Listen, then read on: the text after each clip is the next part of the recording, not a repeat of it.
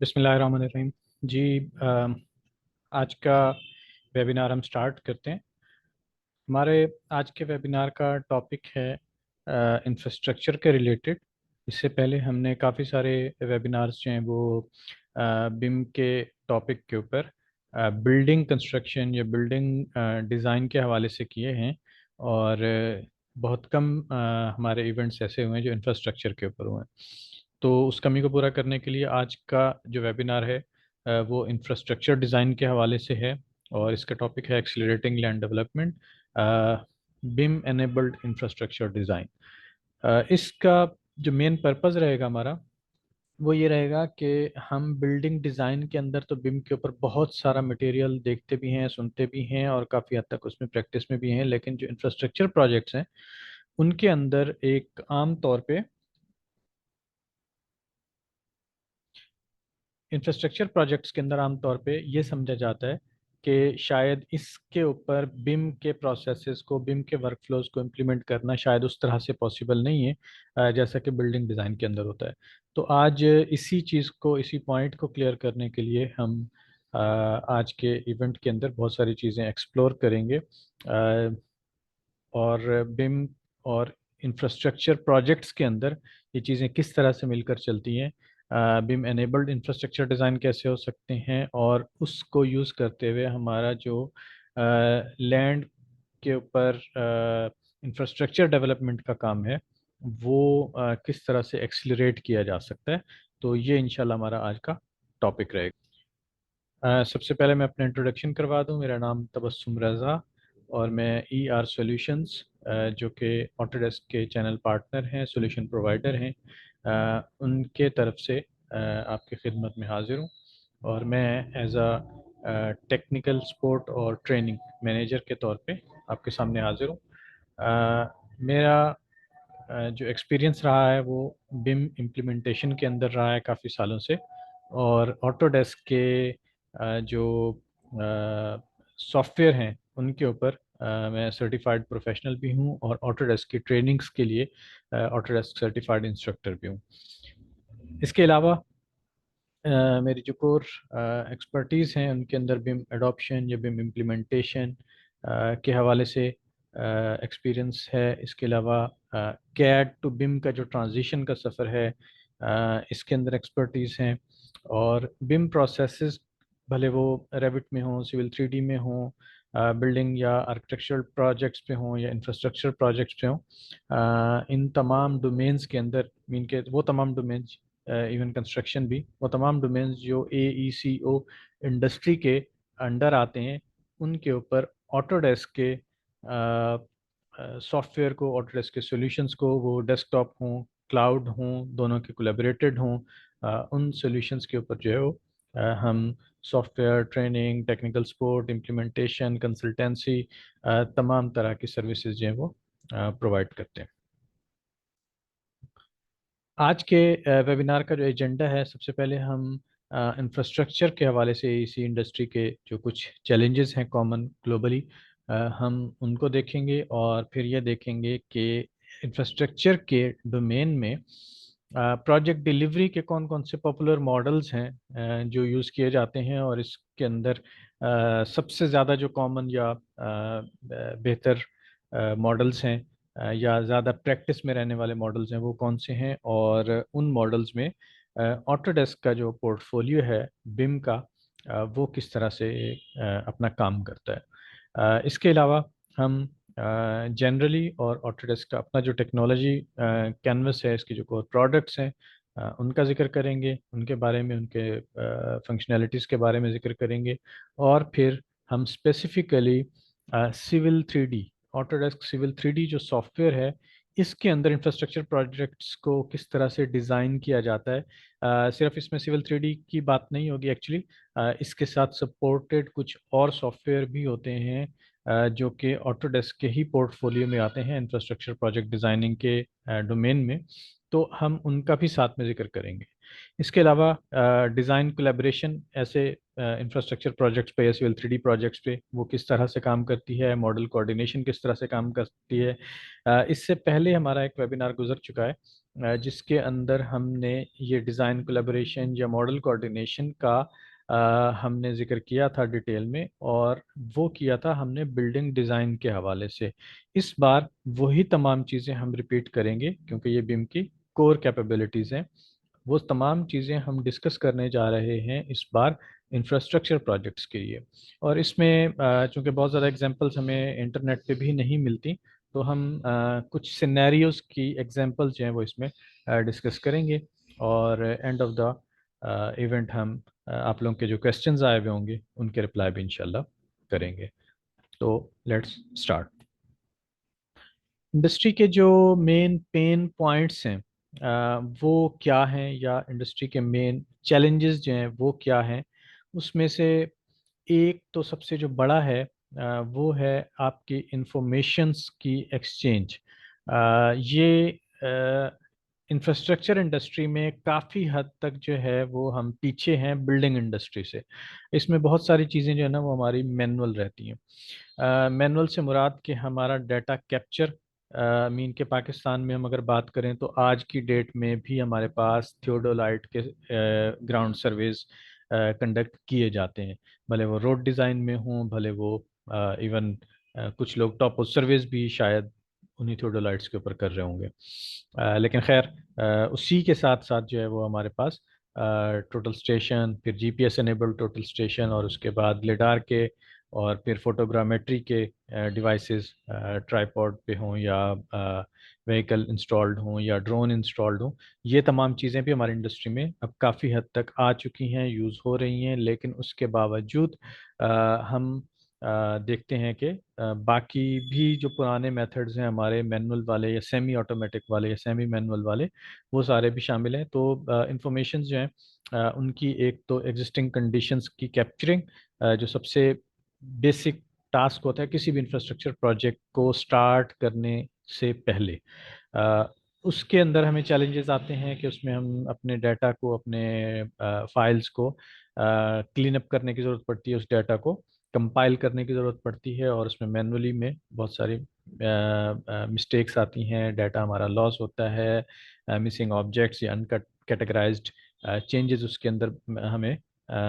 मिलती हैं, जो कि बाद में जाके जब हम उस डाटा की बेस पे कुछ रिफाइंड डिज़ाइन बनाने की कोशिश करते हैं तो वहाँ पे हमारे लिए वो प्रॉब्लम्स क्रिएट करते हैं। इसी तरह से हमारा जो डिज़ाइन डाटा बनता है उसके अंदर मल्टीपल वर्जन्स, उनको किस तरह से हैंडल किया जाए, ये एक काफ़ी मुश्किल प्रोसेस रहता है। और ये अगेन इस इंडस्ट्री में ये प्रोसेस ज़्यादा पेनफुल रहता है इन रेफरेंस टू बिल्डिंग। उसकी रीज़न ये है कि ये इंडस्ट्री अभी तक जो है वो उस तरह से नई टेक्नोलॉजी को या नए प्रोसेसेस को अडॉप्ट नहीं कर पा रही ड्यू टू किसी भी रीज़न। लेकिन ये बहरहाल मौजूद है। और फिर डिज़ाइन के अंदर जो एरर्स हैं उनका रिस्क जो है वो इन ऊपर वाले, क्योंकि हमारे पास जो इनिशियल एग्जिस्टिंग कंडीशंस का जो डाटा है वो चूंकि रिफाइंड नहीं आता, अप टू डेट नहीं आता, एरर्स के साथ आता है, या प्रॉब्लम्स के साथ आता है, या कम इनकम्प्लीट पहुंचता है लूप होल्स के साथ, तो इस वजह से आपके जो उसकी बेस पे डिज़ाइन होने उसके अंदर भी एरर्स के चांसेस रहते हैं। दूसरा जो है वो हमारा सबसे बड़ा जो पेन पॉइंट है वो है हमारा डाटा इंटीग्रेशन का। डाटा इंटीग्रेशन जो है चूँकि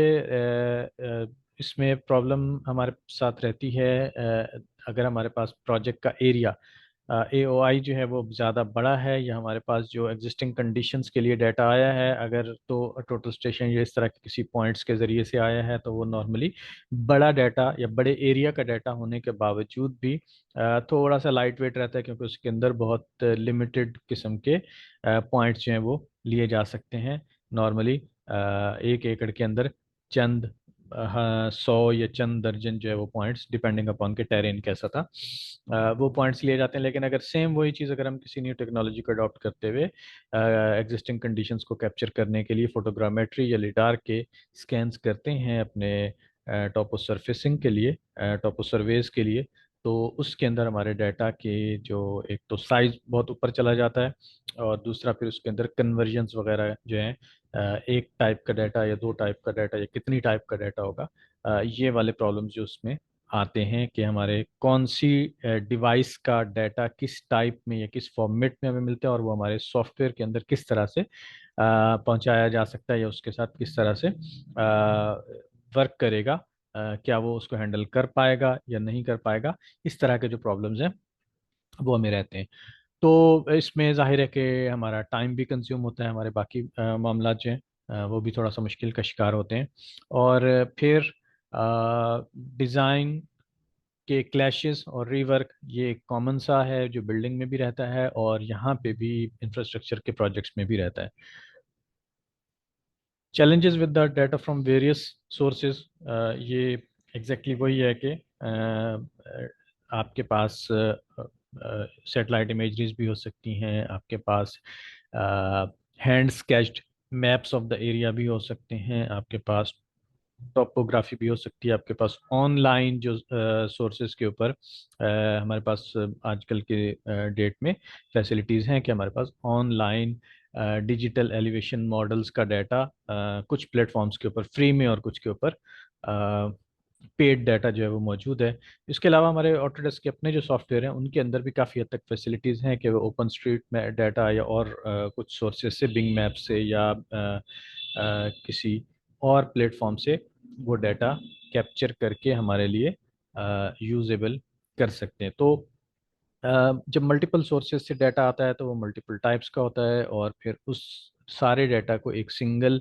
प्लेटफॉर्म के ऊपर सिंगल डिज़ाइन के अंदर यूज़ करना एक चैलेंजिंग मामला हो सकता है। उसके बाद इन तमाम डाटा टाइप्स या इन तमाम सॉफ्टवेयर के आपस में इंटीग्रेशन, ये मामला जो है ये एक्चुअली हमारे लिए एक रिस्क है जो कि अक्सर रहता है, और इसकी वजह से हमारे डाटा के मुख्तलिफ वर्जन्स या मुख्तलिफ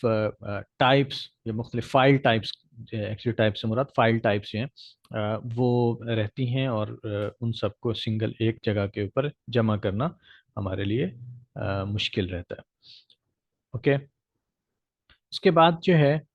चेंज मैनेजमेंट, चेंज जो है वो एग्जिस्टिंग कंडीशंस में भी समटाइम्स चेंज आ जाती हैं, समटाइम्स हमारे स्कोप ऑफ वर्क में चेंजेस आ जाती हैं, और सम टाइम हमारी रिक्वायरमेंट्स में चेंजेस आ जाती हैं। तो इंफ्रास्ट्रक्चर प्रोजेक्ट्स जो है ना उनकी नेचर ही चेंज प्रोन होती है। बिल्डिंग में शायद उतनी चेंजेस नहीं आती, बिल्डिंग के डिज़ाइन या कंस्ट्रक्शन प्रोसेस में चेंजेस का जो चेंजेस की जो फ्रीक्वेंसी है वो शायद इतनी ज़्यादा नहीं होती, या उसका वॉल्यूम जो है वो इतना एम्पलीट्यूड इतना नहीं होता जितना कि इंफ्रास्ट्रक्चर प्रोजेक्ट्स में होता है, क्योंकि इसके अंदर अनप्रेडिक्टेबिलिटी बहुत ज़्यादा हो सकती है। एग्जांपल अगर मैं दूं तो एक रोड के प्रोजेक्ट में कुछ नहीं पता कि एक रोड के अंदर किस जगह पे जाके कौन से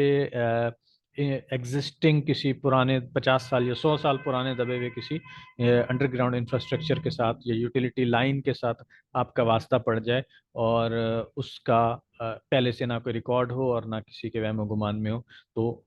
उस टाइम पे फिर आपको उससे जब निमटना पड़ता है तो ज़रूरी होता है कि उस टाइम पे फिर स्कोप भी चेंज होता है, टाइम लाइंस भी चेंज होती हैं, कॉस्ट भी चेंज होती हैं, डिज़ाइन भी चेंज हो सकता है, बहुत सारी चीज़ें जो है वो हो सकती हैं। तो ये एक छोटी सी एग्जांपल थी, लेकिन इस तरह के बहुत सारे मामला जो हैं वो उनसे वास्ता पड़ सकता है। डिज़ाइन के अंदर जो चेंजेस होती हैं उनको वेरीफाई करना आइट्रेशंस के ऊपर, इसी तरह से जो इंफ्रास्ट्रक्चर प्रोजेक्ट्स होते हैं उसके अंदर जाहिर है कि इंफ्रास्ट्रक्चर प्रोजेक्ट बजाते खुद एक वाइड जोग्राफिक एरिया के ऊपर एक प्रोजेक्ट मौजूद होता है। बिल्डिंग प्रोजेक्ट नॉर्मली एक क्लोज्ड एरिया के ऊपर होते हैं, लेकिन उसके बावजूद उसमें डिज़ाइन टीम्स की अवेलेबिलिटी, क्लाइंट की अवेलेबिलिटी और बाकी जो कंसल्टेंट्स हैं उनकी अवेलेबिलिटी वो स्कैटर्ड हो सकती है, लेकिन normally building projects small geographical area के अंदर रहते हैं। इंफ्रास्ट्रक्चर प्रोजेक्ट्स जो हैं उनकी बाय डिफ़ॉल्ट जो नेचर है वही आपकी अ, अ, एक वाइड एरिया के ऊपर स्कैटर्ड होती है या एक्सपेंडेड होती है। तो उस सूरत में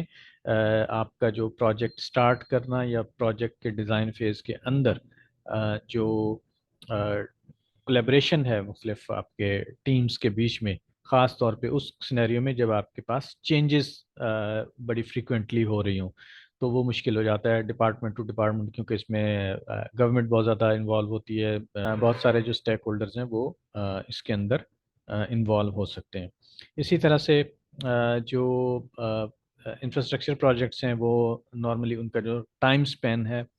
वो काफ़ी लंबा हो सकता है। तो उस लंबे प्रोजेक्ट के अंदर जो साला साल चलते हैं नॉर्मली, समटाइम्स अगर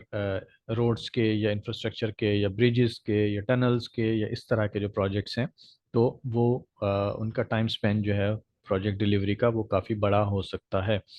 तो उस सूरत में अगर इसके बीच में हमारे जो टीम मेंबर्स हैं वो स्विच होते हैं, तो वो वाला नॉलेज जो चले गए वो बहुत सारा अपने साथ लेकर जाते हैं, और फिर बाद में आने वालों को वहाँ पे भी प्रॉब्लम्स हो रही होती हैं। तो ये सारे इस इंफ्रास्ट्रक्चर डोमेन के अंदर एसी इंडस्ट्री के पेन पॉइंट्स हैं। और इसके अलावा कुछ और भी हो सकते हैं, जो कि लोकलाइज्ड चैलेंजेस हों, लोकलाइज्ड प्रॉब्लम्स पेन्स हों, जो हमें खुद इनसे वास्ता पड़ता हो। अगर आपके भी कुछ हैं तो आप इस बारे में चैट के अंदर बता सकते हैं, या फिर उसके अगेंस्ट कोई क्वेश्चंस आपके जहन में आ रहे हो तो वो कर सकते हैं। ओके, ये जो हमने तमाम चैलेंजेस का जिक्र किया है, इनके अगेंस्ट जो है वो हमारे पास सॉल्यूशन मौजूद है।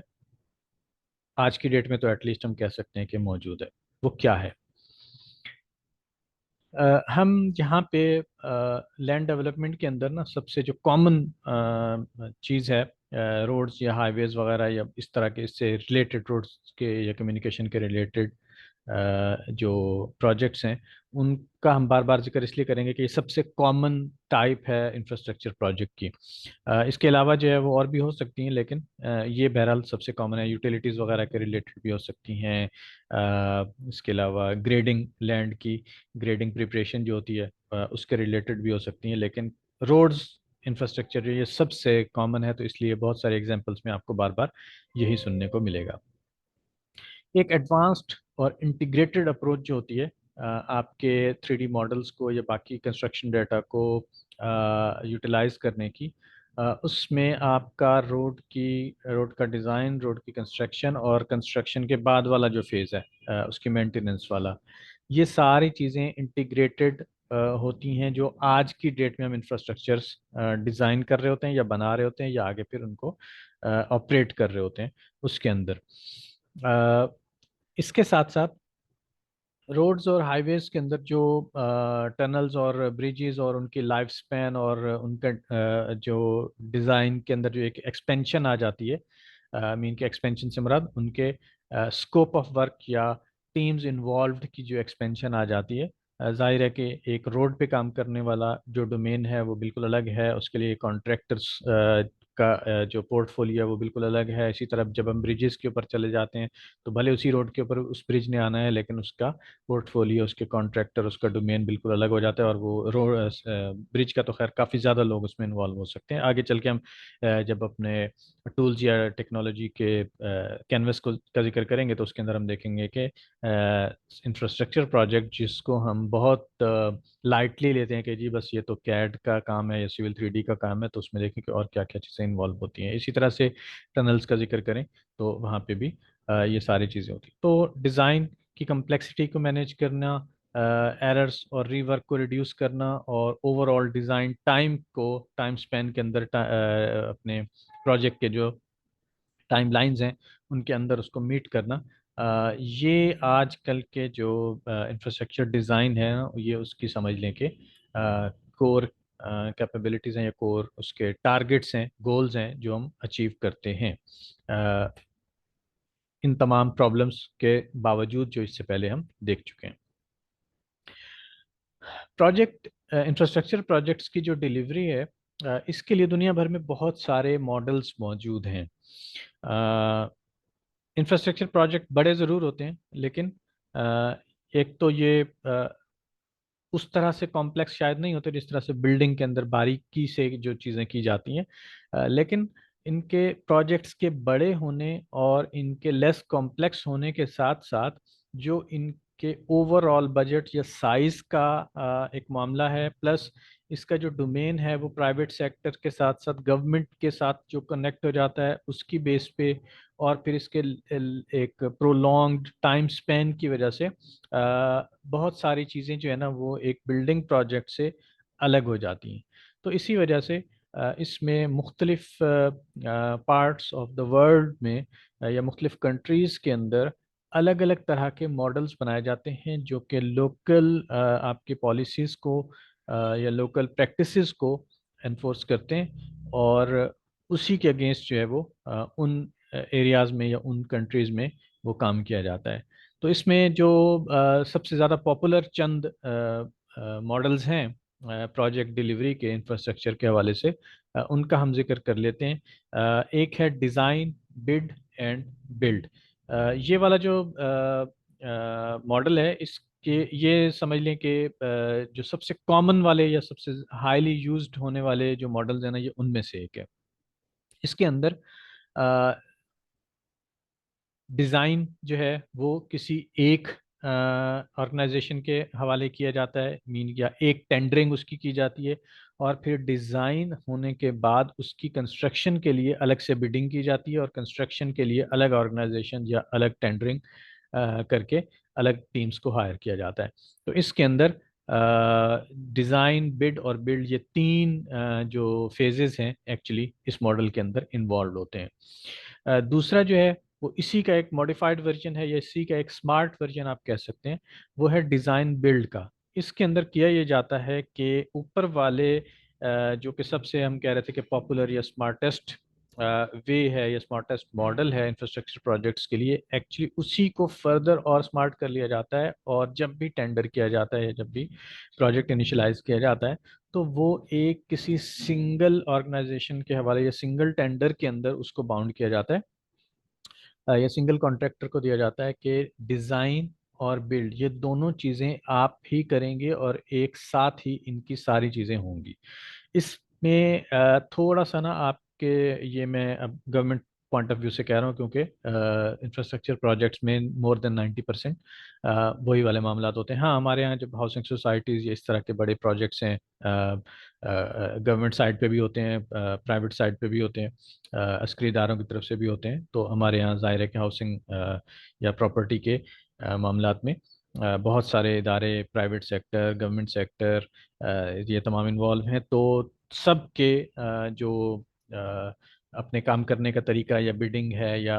प्रोजेक्ट जो है वो अवार्ड करने का तरीका है या टेंडरिंग का है, वो तमाम के अपने अपने स्टैंडर्ड्स या मेथड्स हैं, और वो उसके हवाले से काम करते हैं। तो उसी का मॉडिफाइड वर्जन डिज़ाइन बिल्ड है, जिसमें एक ही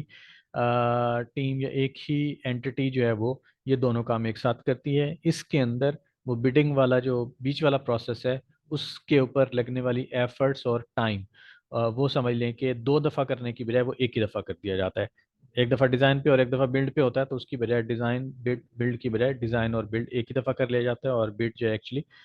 ये एक ही दफ़ा में स्टार्टिंग में ही प्रोसेस को कंप्लीट कर लिया जाता है। उसके अलावा दुनिया के मुख्तलिफ ममालिक में कुछ और प्रोसेसेस जो हैं या मॉडल्स जो हैं वो यूज़ किए जाते हैं,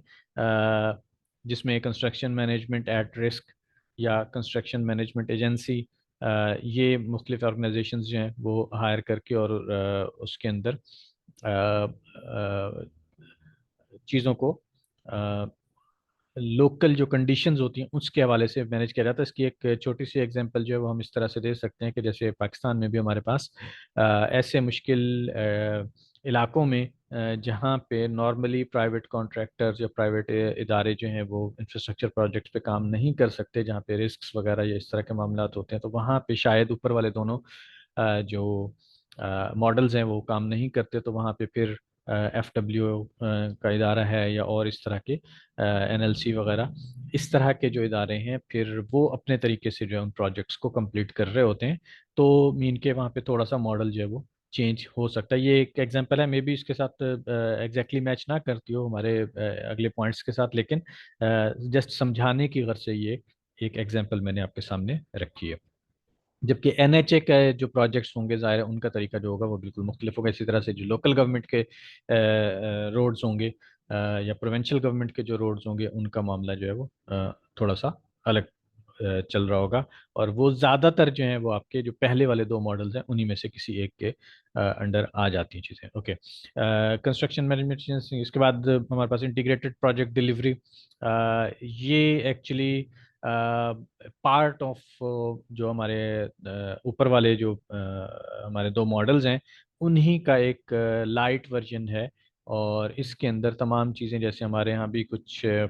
मामलात में वन विंडो ऑपरेशंस के तहत जो है वो चीज़ों को इंटीग्रेट किया जाता है, और प्रोजेक्ट्स जो हैं वो बजाय इसके कि मैनुअल्स या उसके जो प्रोसेसेस हैं मैनुअल्स किए जाएं, उनको ऑटोमेट करके उनको क्विक या ज़्यादा ट्रांसपेरेंट किया जाता है, लेस मैनुअल किया जाता है। तो ये एक्चुअली उसी का एक सब सेट या सब पार्ट के तौर पे आप इसको देख सकते हैं। इसके अलावा पब्लिक प्राइवेट पार्टनरशिप, या जिसको P3 भी कहा जाता है, ये एक मॉडल मौजूद है। इसी तरह से जॉब ऑर्डर कॉन्ट्रैक्टिंग है कि प्रोजेक्ट जो है वो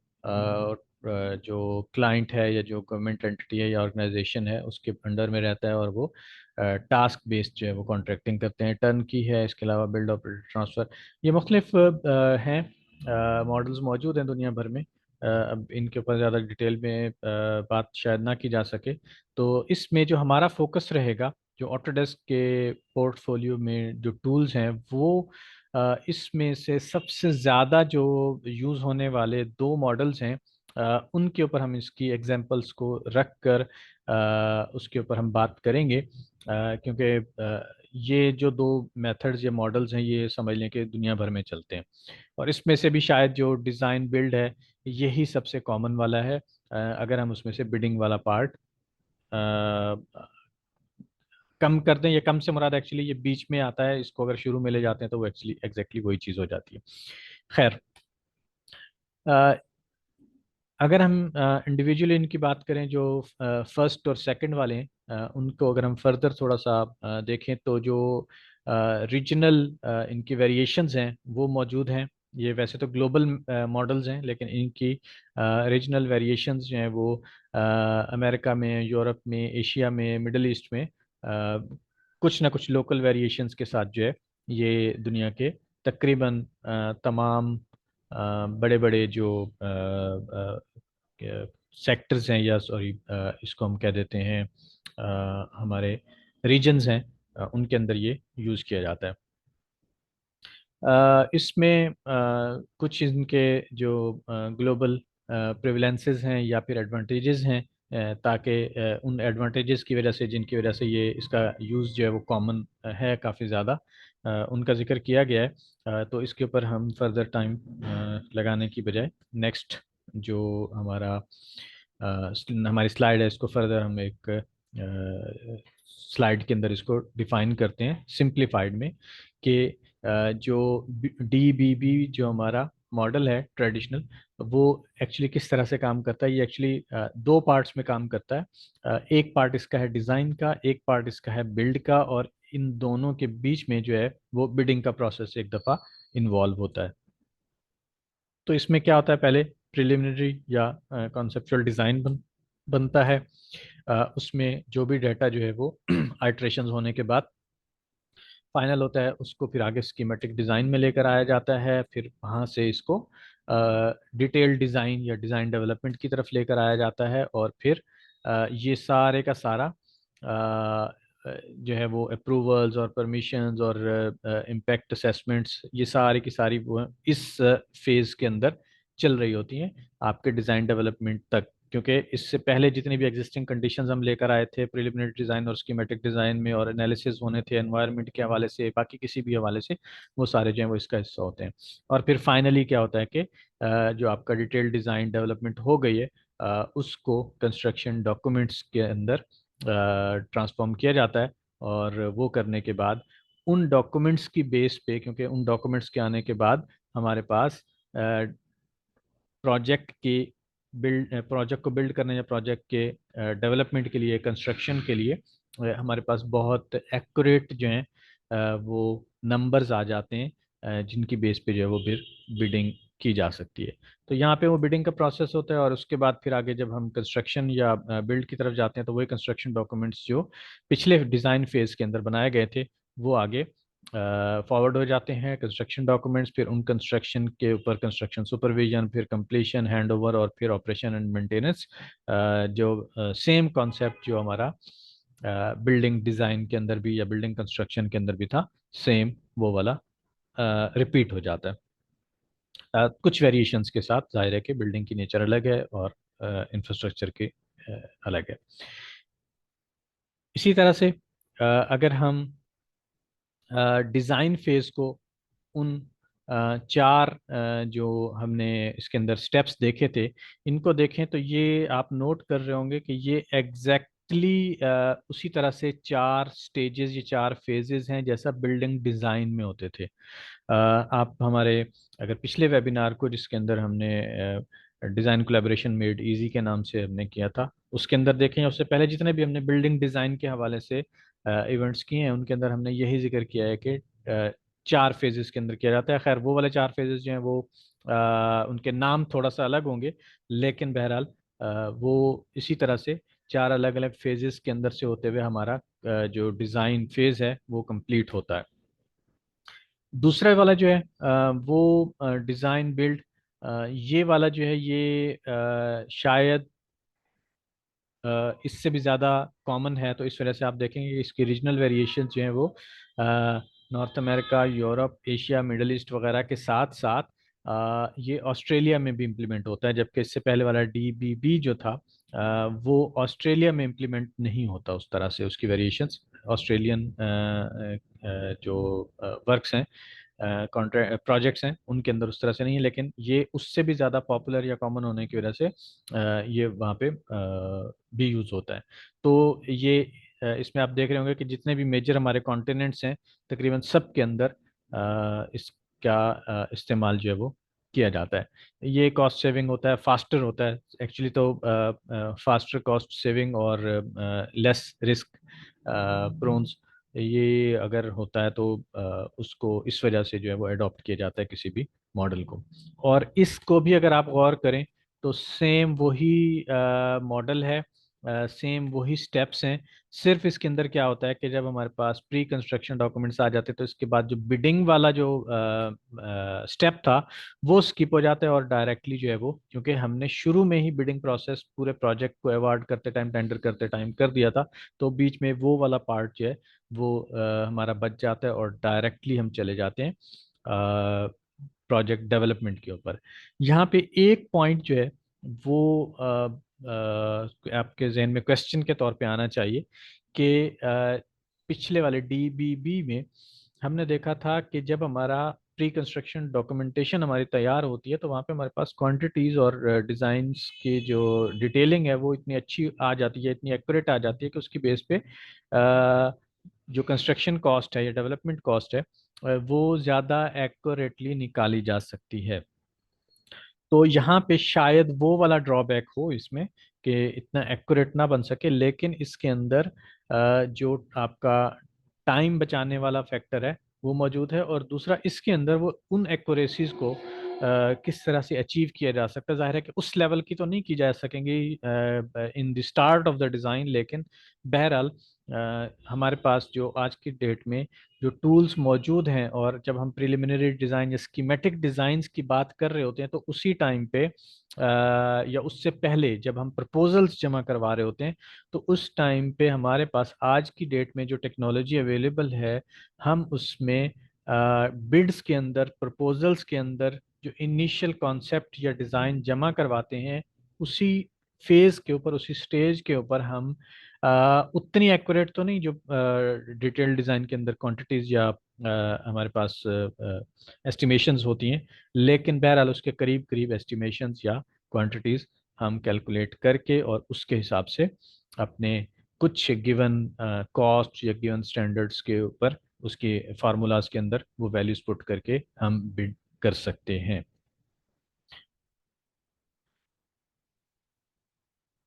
और डिज़ाइन फेज इसका भी एग्जैक्टली सेम है जिस तरह से डीबीबी का था। तो डीबी या डीबीबी दोनों के अंदर बिल्कुल सेम प्रोसेस रहता है जब तक हम सिर्फ डिज़ाइन फेज की बात कर रहे हो। तो इसके अलावा जो की कंपोनेंट्स हैं उनको अगर हम एक तरह से दोबारा समराइज करें तो इस डिज़ाइन प्रोसेस के अंदर सबसे पहले जो है वो हमारे टोपोग्राफी या स्पेशल एनालिसिस ये आते हैं। उसके बाद एनवायरनमेंट के एनालिसिस आते हैं। उसके बाद इंफॉर्मेशन मॉडलिंग वो आती है। और फिर जियो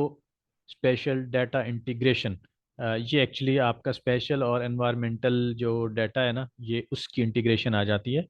फिर उसके बाद आपके रेंज या बाकी जो वाटरशेड एनालिसिस हैं उसका इसमें इंटीग्रेट होना, ये एक लाजमी फैक्टर है आज की डेट में। इसके बगैर अगर हम कोई भी इंफ्रास्ट्रक्चर प्रोजेक्ट बनाते हैं तो जाहिर है कि वो मौसम के फिर उसके ऊपर होगा। हमारे उसके अंदर अगर इन वाटरशेड एनालिसिस या बाकी चीज़ों को अगर हमने इन अकाउंट नहीं रखा तो। उसके अलावा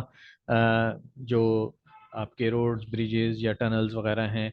उनकी किस तरह से इसके अंदर इंटीग्रेशन की जाएगी। जाहिर है कि वो अलग अलग डोमेन्स हो जाते हैं। इंफ्रास्ट्रक्चर प्रोजेक्ट्स इंफ्रास्ट्रक्चर के मेन डोमेन के अंदर रहते हुए ये अलग अलग डिसिप्लिन्स हो जाते हैं। तो इनकी जो है वो इंटीग्रेशन,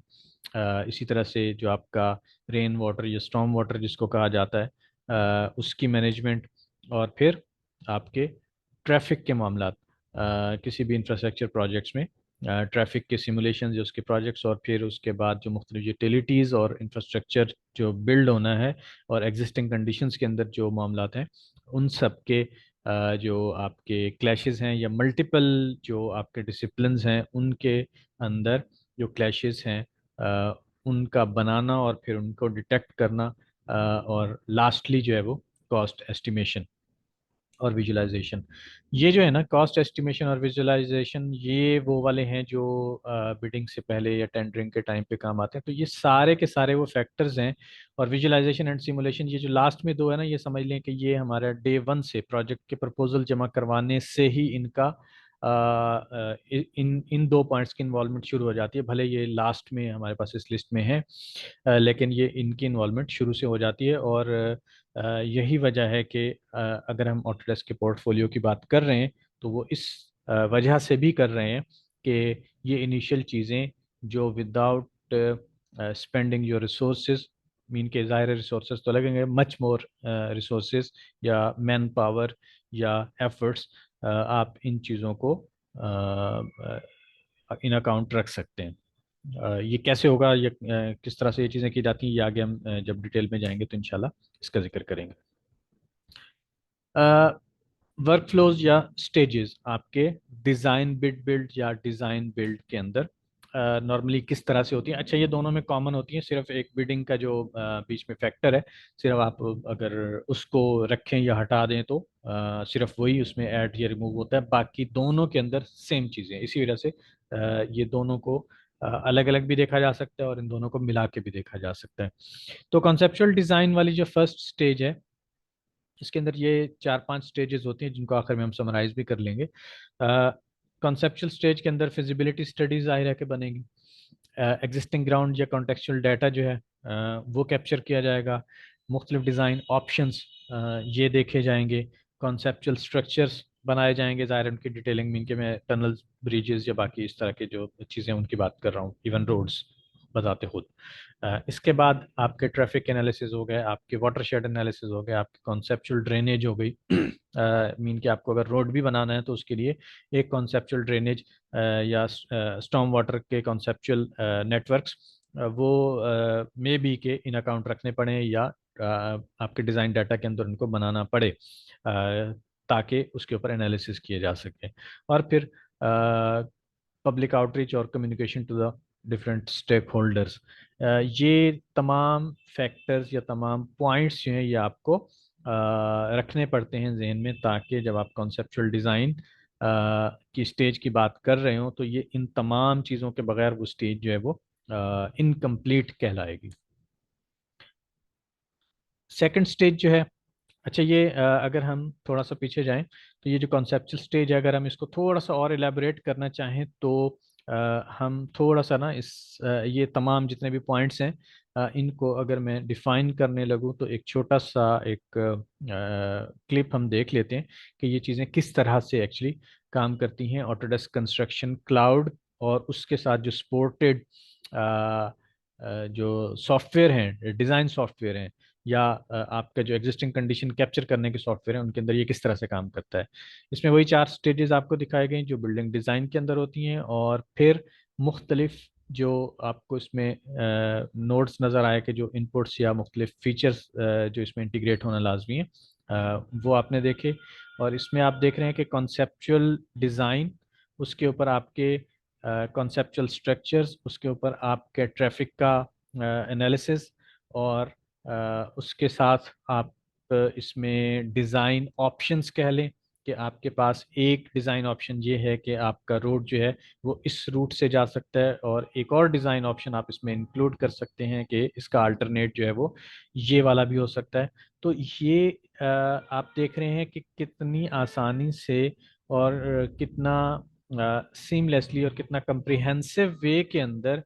आपका ये वाला डाटा तैयार हो रहा है, जो कि आप अपने प्रपोजल्स में, अपनी बिडिंग्स में एग्जिस्टिंग डाटा से मीन के बहुत ज़्यादा रिसोर्सेज खर्च किए बगैर आप ये सारी चीज़ें अपने प्रपोजल के अंदर ना सिर्फ कैलकुलेट कर सकते हैं, बल्कि प्रपोजल में शामिल करके ज़्यादा कंप्रिहेंसिव बिडिंग कर सकते हैं। इसी तरह से जब आप आगे प्रोजेक्ट अवार्ड होने के बाद कॉन्सेप्चुअल डिज़ाइन को या डिज़ाइन डेवलपमेंट के तरफ जाएंगे, तो उसमें वो आपका कैप्चर्ड डाटा या जो बिल्ड डाटा है उसको किस तरह से एक सिंगल प्लेटफॉर्म के ऊपर क्लाउड के अंदर इंटीग्रेट किया जाएगा, और फिर डिज़ाइन टीम्स जो हैं वो किस तरह से उसको लेकर आगे चलेंगी आपके डिज़ाइन डेवलपमेंट के प्रोसेस के अंदर। तो कॉन्सेप्चुअल डिज़ाइन के जितने भी लवाजमात थे, जितने भी इंग्रेडिएंट्स थे, वो सारे आपने यहाँ पे नोट किए होंगे कि किस तरह से बहुत आसानी से सिविल 3D और इंफ्रावर्क्स, इसमें एक्चुअली दो सॉफ्टवेयर का इसमें इस्तेमाल दिखाया गया है। और थर्ड जो है वो आपने एक फोल्डर स्ट्रक्चर देखा था जो कि ब्राउज़र के अंदर था, कंस्ट्रक्शन क्लाउड, आपका सिविल 3D और इंफ्रावर्क्स। आपको याद होगा शुरू में मैंने जिक्र किया था कि सिर्फ इसमें हमारे एजेंडा के अंदर सिविल 3D प्रोजेक्ट का नाम आया है, लेकिन एक्चुअली सिर्फ सिविल 3D नहीं, उसके साथ सपोर्टिंग में और भी सॉफ्टवेयर जो हैं वो उसके साथ मिलकर काम करते हैं। और एक्चुअली इन सॉफ्टवेयर से या इन मॉड्यूल्स के जमा करने से हम हासिल क्या कर रहे होते हैं, वो आपने इसके अंदर उसकी एक झलक देख ली होगी। ओके, स्कीमेटिक डिज़ाइन वाली जो स्टेज है उसके अंदर फिर हम क्या कर रहे होते हैं कि आपका बेसिक डिज़ाइन लेआउट जिसमें आपका ड्रेनेज, ट्रैफिक, यूटिलिटीज़ वगैरह हैं, और फिर उसके बाद आपके जो बीच में सिविल स्ट्रक्चर्स आएंगे उनकी डेवलपमेंट, और फिर उन्हीं सिविल स्ट्रक्चर के जो बेसिक समझ लें प्रोटोटाइप्स बनाए बनाए गए थे, या कॉन्सेप्चुअल सिविल स्ट्रक्चर्स बनाए गए थे, उन्हीं के ऊपर इनिशियल कॉस्ट एस्टिमेशन, क्योंकि अभी तक डिटेल्ड डिज़ाइन नहीं है तो बहुत ज़्यादा डिटेल्ड उसकी एस्टिमेशन तो नहीं बन पाएगी, लेकिन बहरहाल उस इनिशियल स्कीमेटिक डिज़ाइन या कॉन्सेप्चुअल डिज़ाइन के अंदर से भी क्वांटिटीज़ निकाली जा सकती हैं। उसकी रीज़न ये है कि वो एस्टिमेशंस बनाने के लिए जो बेसिक एक वॉल्यूम्स का या स्ट्रक्चर के साइजेस का जो डाटा है वो आपके पास आ जाता है। उसको हम फर्दर एक और छोटी सी एनिमेशन में देख भी लेते हैं।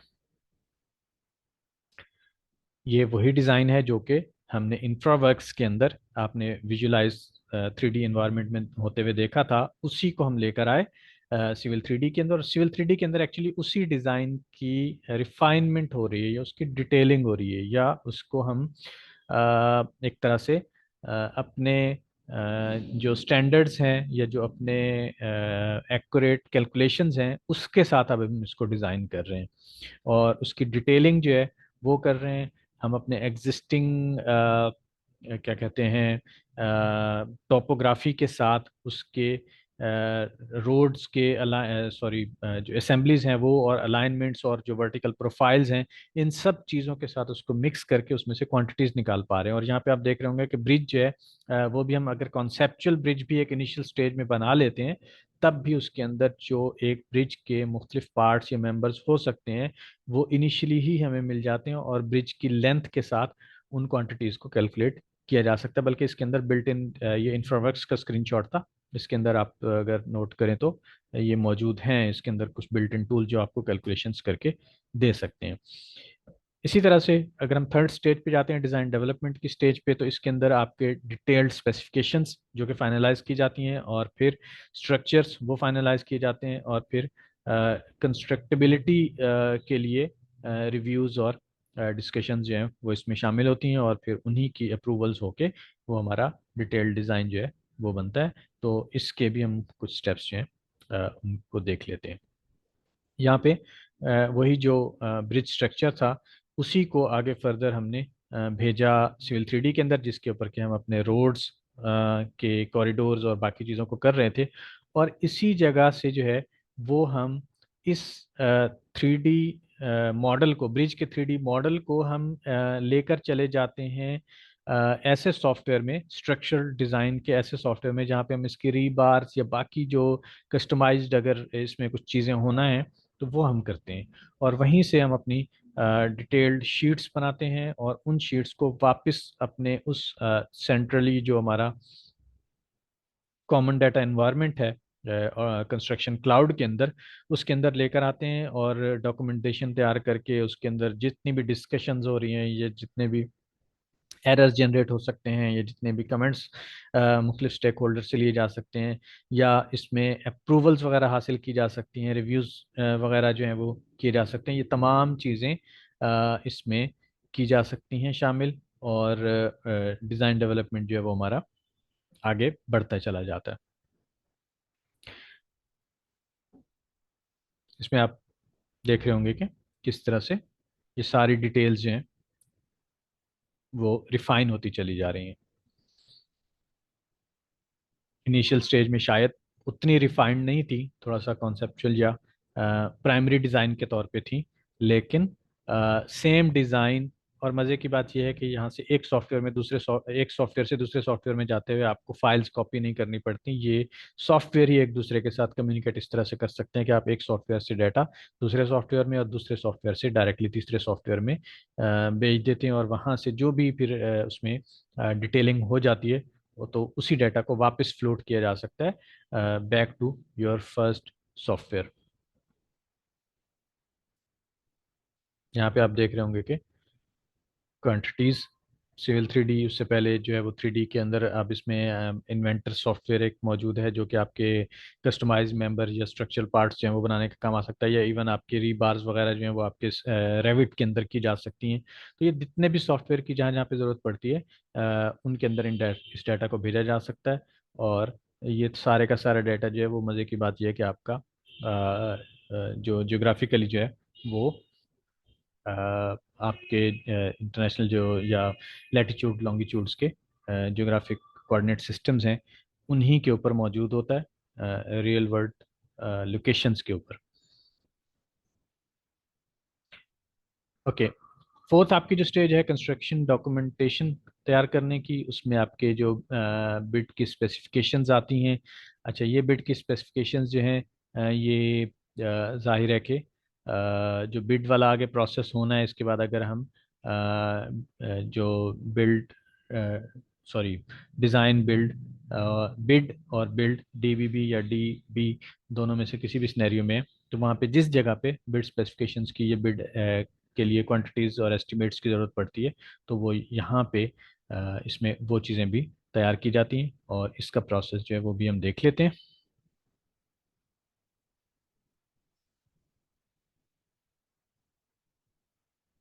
अब ये यहाँ पे जो हमें क्वांटिटीज़ नज़र आ रही हैं या डिज़ाइन के अंदर जो वैल्यूज़ नज़र आ रही हैं, ये सारी डिज़ाइनिंग सॉफ्टवेयर्स के अंदर से बनी हुई हैं, और फिर यहाँ से वही डाटा जो है वो हमें भेजना होता है अपने क्यूएस को। और क्यूएस के लिए भी मज़े की बात यह है कि हमारे पास ऐसे प्लेटफॉर्म्स या ऐसे मॉड्यूल्स मौजूद हैं जो आपके डायरेक्टली सिंक करते हैं डाटा को उन्हीं फोल्डर्स के अंदर जो हमारे कॉमन डाटा एनवायरनमेंट के अंदर पड़े हुए हैं। फील्ड टीम्स आप देख रहे हैं इसमें कि फील्ड टीम्स जो हैं वो अपना डाटा जो है वो सॉरी लोकेशन जो है मुख्तलिफ प्रोजेक्ट के, वो वहाँ से डायरेक्टली भेज सकते हैं अपने लोकेशन टैग करके, अपने कमेंट्स ऐड करके, अपने जो भी क्या कहते हैं फाइंडिंग्स हैं उनके साथ, और उसमें इमेजेस हों, वीडियोस हों, डॉक्यूमेंट्स हों, हर तरह की चीज़ें जो हैं वो से उसी कॉमन डाटा एनवायरनमेंट के प्लेटफॉर्म में भेजी जा सकती हैं। और आपके डॉक्यूमेंट्स के अंदर सेम वही लोकेशंस जो हैं वो मार्क की जा सकती हैं। डॉक्यूमेंट के अंदर इस लोकेशन पे सपोज कोई फील्ड टीम मेंबर मौजूद है और वो उसके अंदर मार्क करता है कि डिज़ाइन के अंदर, डॉक्यूमेंट के अंदर इस जगह पे ये इशू है, और फिर उसी को रियल वर्ल्ड लोकेशन के अंदर से जब वो सेंड करते हैं या मार्क करके देते हैं, तो वो उसी कॉन्टेक्स्ट के अंदर जब बात हो रही होती है तो बात जो है वो ज़्यादा क्लियर भी रहती है, ट्रांसपेरेंट भी रहती है और समझ में भी जल्दी आती है।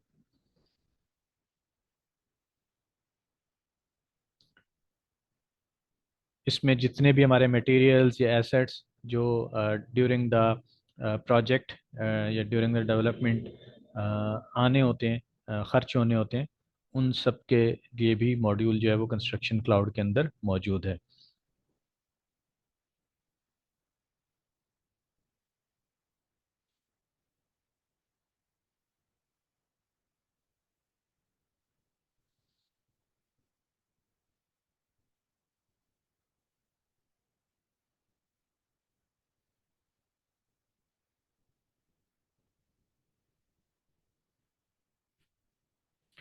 तो यहाँ पे हम देख रहे हैं कि जो हमारा इनिशियल डिज़ाइन था, कॉन्सेप्चुअल डिज़ाइन, एक्चुअली वही अब वापस उसी सॉफ्टवेयर में हम मौजूद हैं, लेकिन ये डाटा क्या हुआ कि कॉन्सेप्चुअल डिज़ाइन से गया था डिटेलिंग डिज़ाइन के सॉफ्टवेयर में, इंफ्रा वर्क से गया था सिविल 3D में, फिर सिविल 3D से आगे ज़रूरत पड़ी तो हमने ब्रिजेस के लिए रेविट को या हमने इन्वेंटर को यूज़ किया, और फिर वहां से जितनी भी डिटेलिंग बन के आई उसको वापस हम लेकर आए इंफ्रावर्क्स में, क्योंकि यहाँ पे हमारे पास विजुअलाइजेशन मौजूद थी। तो विजुअलाइजेशन की ज़रूरत जो है, आपको याद होगा जब हमने वो 10 पॉइंट्स की लिस्ट देखी थी, तो उसके अंदर विजुअलाइजेशन और क्वांटिटीज वो एंड में थी, 9 और 10वें पॉइंट पे। तो वो शुरू में भी चाहिए थी हमें, और फिर जब हम डिटेल डिज़ाइन सबमिट करवाते हैं तो वहाँ पे भी अगर विजुअलाइजेशन की ज़रूरत पड़ती है तो वो भी हमारे पास मौजूद है। तो इतना आसान, ये लाइट वेट हो गया हमारा ये वाला प्रोसेस, कि उसको जो है वो हम बड़े मज़े से इंटीग्रेट कर सकते हैं, और यही एक्चुअली हमारे लिए एक विन है। ओके, अगर हम इन सारी स्टेजेस को समराइज करें तो 4 स्टेजेस बनती हैं: कॉन्सेप्चुअल डिज़ाइन की, स्कीमेटिक डिज़ाइन की, डिज़ाइन डेवलपमेंट की, और फिर हमारी जो फाइनल स्टेज थी चौथी। तो इन सब पॉइंट्स को जो आपके कंस्ट्रक्शन डॉक्यूमेंट, कॉन्सेप्चुअल डिज़ाइन से कंस्ट्रक्शन डॉक्यूमेंट्स के, उसमें जितने भी स्टेप्स इन्वॉल्व हैं वो सारे हमने एक तरह से यहाँ पे समराइज कर दिए। आप चाहें तो इसका स्क्रीनशॉट ले सकते हैं ताकि इसको बाद में फर्दन फर्दन जो है वो भी अपने तौर पे एक्सप्लोर कर सकें, और देख सकें, समझ सकें बेटर अंडरस्टैंडिंग के लिए। ओके, अब हम थोड़ा सा बात करते हैं टेक्नोलॉजी कैनवस की, कि टेक्नोलॉजी कैनवस के अंदर जो कोर प्रोडक्ट्स हैं इंफ्रास्ट्रक्चर, एसी इंडस्ट्री के अंदर इंफ्रास्ट्रक्चर डोमेन के अंदर, उसमें एक तो वही हमारा जो cloud construction, Autodesk construction cloud या एसीसी जिसको हम कहते हैं, उसका कॉमन डाटा एनवायरनमेंट जिसका नाम जो है वो ऑटोडेस्क डॉक्स है। और अगर आप हमारे पहले सेशंस जो हैं वो ले चुके हो तो उसके अंदर आपको मालूम होगा कि कंस्ट्रक्शन क्लाउड जो है या ऑटोडेस्क डॉक्स जो है, इसके अंदर आपके बहुत सारी जो बेसिक फैसिलिटीज़ हैं या बेसिक कैपेबिलिटीज़ होती हैं किसी भी एईसी प्रोजेक्ट के लिए, वो सारी की सारी मौजूद हैं। इनका जिक्र जो है वो आगे हम देखते भी हैं। इसके बाद इंफ्रावर्क्स जिसका अभी हमने जिक्र किया है, कि आप इसमें कॉन्टेक्चुअल मॉडलिंग शुरू में कर सकते हैं, कॉन्सेप्चुअल मॉडलिंग कर सकते हैं, कॉन्टेक्चुअल डाटा के साथ रहते हुए कर सकते हैं। कि आप, एक डिज़ाइन होता है कि आप डायरेक्टली डिज़ाइन बनाएं, एक होता है कि आप डिज़ाइन बनाएं ये अपने एनवायरनमेंट के कॉन्टेक्स्ट में, वो ज़्यादा कम्प्रिहेंसिव होता है। तो ऑर्डर इंफ्रावर्क्स जो है वो बहुत ज़्यादा हैवी डाटा बहुत लाइट वेट तरीके से आपको बनाकर देता है, इनिशियल स्टेज के लिए भी और फाइनल स्टेज के लिए भी। उसके बाद हमारा सबसे जो स्टार सॉफ्टवेयर है सिविल 3D, जिसके अंदर हमारा तमाम डिटेल्ड वर्क होता है, वो है। उसके साथ जैसा कि मैंने आपसे जिक्र किया था कि जितने भी हमारे कंक्रीट्स या स्टील के स्ट्रक्चर्स उसमें आते हैं, उनके अंदर रेविट, और रेविट के अंदर भी फिर एक हमारा जो स्ट्रक्चरल मॉड्यूल है एक्चुअली वो यहाँ पे फिर हमारे काम आता है। ऑटोडेस्क इन्वर्टर जो है, या इन्वेंटर जो है सॉरी, ये आपके ब्रिजेस या टनल्स के अंदर जहाँ पे कस्टमाइज्ड पार्ट्स या कस्टमाइज्ड कंक्रीट या स्टील स्ट्रक्चर्स के लिए। उसके बाद 3D studio max. 3D studio max के अंदर क्या है कि हमारी विजुअलाइजेशन, इससे पहले हमने इंफ्रावर्क्स के अंदर भी विजुअलाइजेशन देखी थी, लेकिन वो विजुअलाइजेशन जो है वो शायद उतनी अच्छी ना हो कि हम फोटो रियलिस्टिक रेंडर्स उसमें से निकाल सकें। अगर आपको डिज़ाइन को कम्युनिकेट करना है फोटो रियलिस्टिक आउटपुट्स के साथ, तो उसके लिए फिर एंड में 3D स्टूडियो मैक्स जो है वो उसको आप यूज़ कर सकते हैं। लेकिन मेरा जो पर्सनल एक्सपीरियंस रहा है उसके अंदर इसकी ज़रूरत अगर आप महसूस नहीं भी करते, तब भी आपके ऑटोडेस्क इंफ्रावर्क्स जो है वो इतने अच्छे आपको विजुअलाइजेशंस दे देता है कि शायद स्टूडियो मैक्स आप यूज़ ना करें तब तक जब तक आपको इंतहाई ज़रूरत ना हो। तो उसके साथ साथ जो है वो हमारा जो रेन वाटर या स्टॉर्म वाटर या सीवरेज वगैरह के जो ड्रेनेज के सिस्टम्स हैं उनके लिए इन्फो ड्रेनेज के नाम से ये एक सॉफ्टवेयर है। ये हमारी कोर प्रोडक्ट्स हैं जो किसी भी इंफ्रास्ट्रक्चर प्रोजेक्ट्स के अंदर इन्हीं के कम्बिनेशंस में से कुछ प्रोडक्ट्स की ज़रूरत आपको पड़ती है और वो आप उसको यूज़ कर रहे होते हैं। टेक्नोलॉजी का ओवरऑल जो लैंडस्केप है अगर हम उसको देखें, तो इसमें आप देख रहे होंगे कि आपका जो डिज़ाइन स्टेज है उसके अंदर लेफ्ट साइड से अगर आप देखें तो इसके अंदर आप इजरी, जो कि जाहिर है कि आर्क जीआईएस का नाम आप लोगों ने सुना होगा, अगर इजरी का नहीं भी सुना होगा तो हमारा जो एग्जिस्टिंग जो ज्योग्राफिकल डाटा होता है या एग्जिस्टिंग कंडीशंस होती हैं उसका एक समझ लें कि दुनिया भर में सबसे प्रीमियर डाटा प्रोवाइडर है। और उसके साथ साथ जो है वो ऑटोडेस्क का इन्फो ड्रेनेज जो है वो भी आपको अपने डाटा या एनालिसिस की इनपुट देता है आपके डिज़ाइन या ड्रेनेज के उसके अंदर इंफॉर्मेशन के तौर पे के डिज़ाइन फेज के अंदर।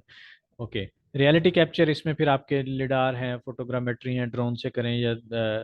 हैंड हेल्ड डिवाइसेस से करें, जिस तरह भी करें वो वाला डाटा जो है उसकी इनपुट होती है। तो ये सारा जो है वो आपके डिज़ाइन स्टेज को फीड करते हैं, करने वाली चीज़ें हैं डाटा। फिर आपके ये सारे सॉफ्टवेयर आ जाते हैं जिनके अंदर ये सॉफ्टवेयर, अच्छा इसमें एक और एडिशनल सॉफ्टवेयर आपको नज़र आ रहा होगा नीचे, स्ट्रक्चरल ब्रिज डिज़ाइन। ये भी यूज़ होता है अगर आप जो आपको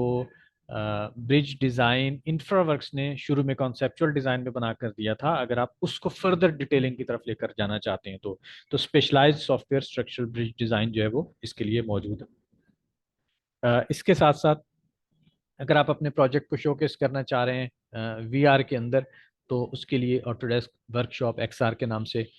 एक सॉफ्टवेयर मौजूद है, इसको इंटीग्रेट किया जा सकता है। और इसी के साथ साथ एग्जिस्टिंग कंडीशंस के लिए डाटा की जो कन्वर्जन है, शुरू में हमने बात की थी कि डाटा की इंटीग्रेशन ये इम्पोर्टेंट होती है। अगर आप उसकी बात करें तो आपके डाटा कैप्चरिंग को ऐसे फॉर्मेट में कन्वर्ट करना जो आपके इंफ्रावर्क्स के लिए या सिविल 3D के लिए या ऑटोकैड के लिए या रेविट के लिए एक्सेप्टेबल फॉर्मेट हो, तो उसके लिए बीच में ऑटोडेस्क रीकैप प्रो के नाम से ये सॉफ्टवेयर भी यूज़ होता है। और फिर ये सारे का सारा डिज़ाइन डाटा जो है वो आगे चला जाता है आपके कंस्ट्रक्शन क्लाउड के ऊपर, और इसी के अंदर आप एक पैरेलल इसमें एडिशन कर सकते हैं अपने लोकल सर्वर्स का भी, कि आपका जितना भी डाटा क्लाउड के ऊपर देखें रखना लाजमी इसलिए है कि क्लाउड से ही सबको उसकी एक्सेस मिलनी है। लेकिन अगर आप उसकी एक सिक्योर कॉपी साथ साथ सिंक करना चाह रहे हैं लोकल सर्वर पे, तो ऑप्शनल के तौर पे वो भी कर सकते हैं। नॉर्मली गवर्नमेंट प्रोजेक्ट्स में इस चीज़ को काउंट किया जाता है। ओके, और फिर आपके बिल्ड स्टेज के लिए ऑटोडेस्क के कुछ और मॉड्यूल्स जो हैं वो शामिल हैं। बिडिंग के लिए भी सॉफ्टवेयर मौजूद हैं, और आपके ख़ास तौर पे जो कंस्ट्रक्शन वाला जो डेवलपमेंट वाला फेज़ होगा उसके अंदर ऑटोडेस्क बिल्ड का आपने पहले भी कुछ स्क्रीनशॉट्स देखे होंगे, पिछले जो एनिमेशंस हमने देखी हैं उनके अंदर। तो वो मौजूद है ऑटो स्पेक्स, जिसके अंदर आपके बिल्डिंग की स्पेसिफिकेशंस और बाकी सारी चीज़ें होती हैं। और फिर बिल्डिंग कनेक्टेड के नाम से एक टूल का जिक्र किया गया, ये एक्चुअली इंटीग्रेट करता है एपीआईज के थ्रू आपके डाटा को जो भी आपके ऑफिस के या आपके एग्जिस्टिंग वर्क फ्लोज के अंदर कोई भी थर्ड पार्टी ऐसे प्लेटफॉर्म्स कनेक्टेड हैं, मौजूद हैं, जिनको आप इंटीग्रेट रखना चाह रहे हैं इस ऑटोडेस्क के पूरे प्रोसेस के साथ, ताकि एक पूरा एक कंप्लीट इकोसिस्टम बन जाए। तो ये चीज़ें यहाँ पे फिर कनेक्ट की जाती हैं। मीन कि आपका एक ईआरपी सिस्टम है सपोज, और आप अपने तमाम प्रोजेक्ट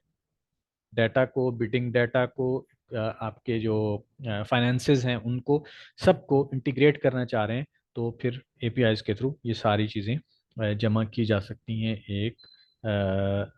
लोकलाइज्ड सिस्टम के तौर पे।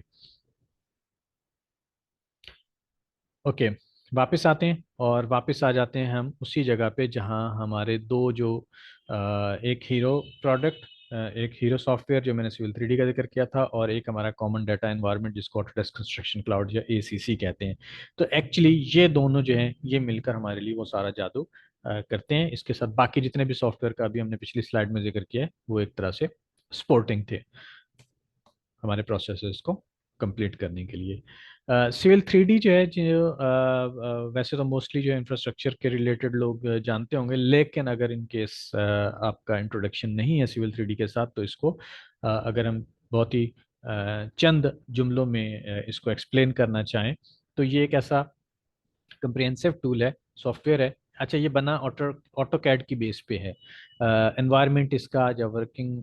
जो एनवायरनमेंट या मेथडोलॉजी है वो ऑटो कैड वाली ही है। तो ये एक ऑटो सॉरी सिविल इंजीनियरिंग का या सिविल इंजीनियरिंग के डिज़ाइन का एक ऐसा कंप्रिहेंसिव प्लेटफॉर्म है जो कि इंटीग्रेट करता है आपके एनालिसिस को भी, आपके डिज़ाइन को भी, आपकी प्लानिंग को भी, और आपकी एक्यूरेसी बढ़ाता है। और ये इसको आप कह सकते हैं जैसे कंस्ट्रक्शन सॉरी बिल्डिंग डिज़ाइन के अंदर ऑटो कैड और रेविट में फ़र्क है, कि ऑटो कैड की ड्राइंग्स इंटेलिजेंट नहीं होती, क्योंकि उनकी लाइंस या ड्राइंग्स के पीछे डाटा उतना मौजूद नहीं होता। रेविट के अंदर से जो चीज़ें हम बनाते हैं, चाहे वो वॉल्स हों, डोर्स हों, या बिल्डिंग के कोई भी कंपोनेंट्स हों, उनके अंदर पीछे कोई ना कोई डाटा मौजूद रहता है। तो सिविल 3D और ऑटो कैड में भी वही फ़र्क है जो रेविट और ऑटो कैड में है। रेविट जो है वो समझा जाता है कि वो सपोर्ट करता है बिम के प्रोसेसेस को, क्योंकि डाटा रिच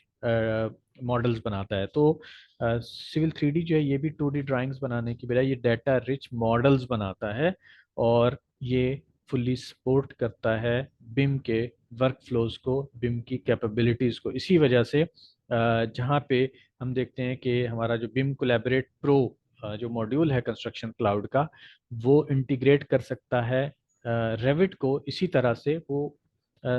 इंटीग्रेट कर सकता है आपके सिविल 3D को भी। रेविट को भी इंटीग्रेट किया जाता है आपके डेस्कटॉप कनेक्टर के थ्रू, जो कि कंपोनेंट है जो आपके सॉफ्टवेयर और कंस्ट्रक्शन क्लाउड के बीच में ब्रिज का काम करता है, कनेक्टिविटी का काम करता है। और सिविल 3D जो है इसको भी अगर आप कंस्ट्रक्शन क्लाउड के साथ कनेक्ट करना चाहते हैं, ताकि आप कॉमन डाटा एनवायरनमेंट के ऊपर अपने डिज़ाइन प्रोसेस को लेकर जाएं, टीम्स को कनेक्ट करने के लिए, प्रोसेसेस को कनेक्ट करने के लिए, या डाटा को कनेक्ट करने के लिए, तो उसके बीच में भी आपके पास आता है डेस्कटॉप कनेक्टर। और वो डेस्कटॉप कनेक्टर जो है वो आपको जब कनेक्ट कर देता है क्लाउड के साथ, या आपके डाटा को कनेक्ट कर देता है, अब इसमें आप भी डायरेक्टली कम्युनिकेट कर सकते हैं, आप भी कनेक्टेड होगे डाटा के साथ, और आपका सॉफ्टवेयर सिविल 3D वो भी डायरेक्टली कम्युनिकेट कर सकता है आपके डाटा के साथ। और सिविल 3D के साथ जो कोलैबोरेशन है कंस्ट्रक्शन क्लाउड की, इसमें क्या क्या चीज़ें अचीव की जाती हैं। एक तो डॉक्यूमेंट मैनेजमेंट, इसमें परमिशंस वगैरह जो हैं ये, इसके अलावा डिज़ाइन रिव्यूज़ जो कि ऑनलाइन डायरेक्टली किए जा सकते हैं। सिविल 3D के अंदर तो हम डिज़ाइन को बना रहे हैं, लेकिन अगर उस डिज़ाइन के रिव्यूज़ या उसके ऊपर कुछ हमने वो लेने हैं, क्या कहते हैं, परमिशंस चाहिए, या उसके ऊपर कुछ इंस्ट्रक्शंस चाहिए, हमें कमेंट्स चाहिए, तो किसी ऐसे टीम मेंबर से या किसी ऐसे स्टेक होल्डर से जो सिविल 3D नहीं रखता, तो उसको कंस्ट्रक्शन क्लाउड से डायरेक्टली सिविल टूल्स के जरिए से डिज़ाइन रिव्यूज जो है वो करवाए जा सकते हैं। वो ऑनलाइन व्यूअर जो ऑटोडेस्क का है वो इसमें हमारे लिए एक अहम किरदार अदा करता है। इस तरह से पॉइंट क्लाउड डाटा, उसमें से फीचर एक्सट्रैक्ट किए जा सकते हैं आपके डॉक्यूमेंट मैनेजमेंट के लिए। और वर्जन कंट्रोलिंग जो सबसे बड़ा पेन पॉइंट है हमारा, वो कैपेबिलिटी जो है वो डॉक्यूमेंट मैनेजमेंट की कैटेगरी के अंदर कंस्ट्रक्शन क्लाउड के ऊपर अचीव की जा सकती है। दूसरा जो है सिविल 3D के प्रोजेक्ट्स क्लाउड के ऊपर डालने से क्या होता है कि प्रोजेक्ट जो है वो एक सिक्योर एनवायरनमेंट के अंदर होते हैं। फिर भी आप उसकी फर्दर सिक्योरिटी के लिए उसकी एक कॉपी जो है वो लोकल सर्वर के साथ भी सिंक कर सकते हैं। इसके साथ साथ जो है वो आप अपने डाटा शॉर्टकट्स बनाकर मुख्तलिफ टीम मेंबर्स या स्टेक होल्डर के साथ शेयर करने के लिए अवेलेबल कर सकते हैं इन द क्लाउड के। जैसे आईटी की दुनिया में एपीआईज होती हैं। एपीआईज क्या करती हैं कि बजाय इसके कि पूरे का पूरा डाटा उठाकर किसी को दे दिया जाए या डायरेक्ट एक्सेस दी जाए डाटा के ऊपर, उसकी बजाय डाटा जो है वो एक जगह पे रखा जाता है। सिर्फ उसके लिंक्स या उसके शॉर्टकट्स जो हैं वो प्रोवाइड किए जाते हैं टू यूज़। और उन शॉर्टकट्स से फ़ायदा ये होता है कि वो डाटा, आप जैसे एग्जांपल ले लें टॉपो सरफेस। अब टॉपो सरफेस जो है वो जाहिर है कि डिज़ाइन टीम को चाहिए, लेकिन आप डायरेक्टली पूरा टॉपो डाटा उठा के उनको नहीं देना चाहते कि एक्सीडेंटली या जानबूझकर उसमें से कोई चेंजेस ना कर दी जाए, क्योंकि वो हमारी एग्जिस्टिंग कंडीशंस है।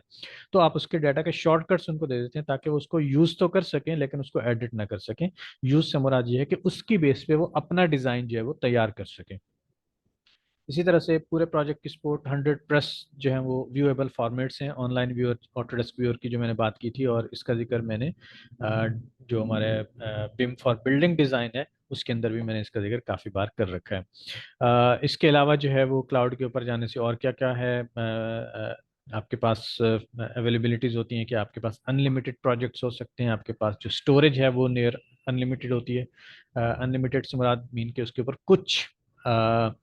लिमिटेशंस ज़ाहिर है कि ज़रूर मौजूद होती हैं। जब भी हम अनलिमिटेड कहते हैं तो उसमें कहीं ना कोई लिमिट तो खैर होती है। इसके ऊपर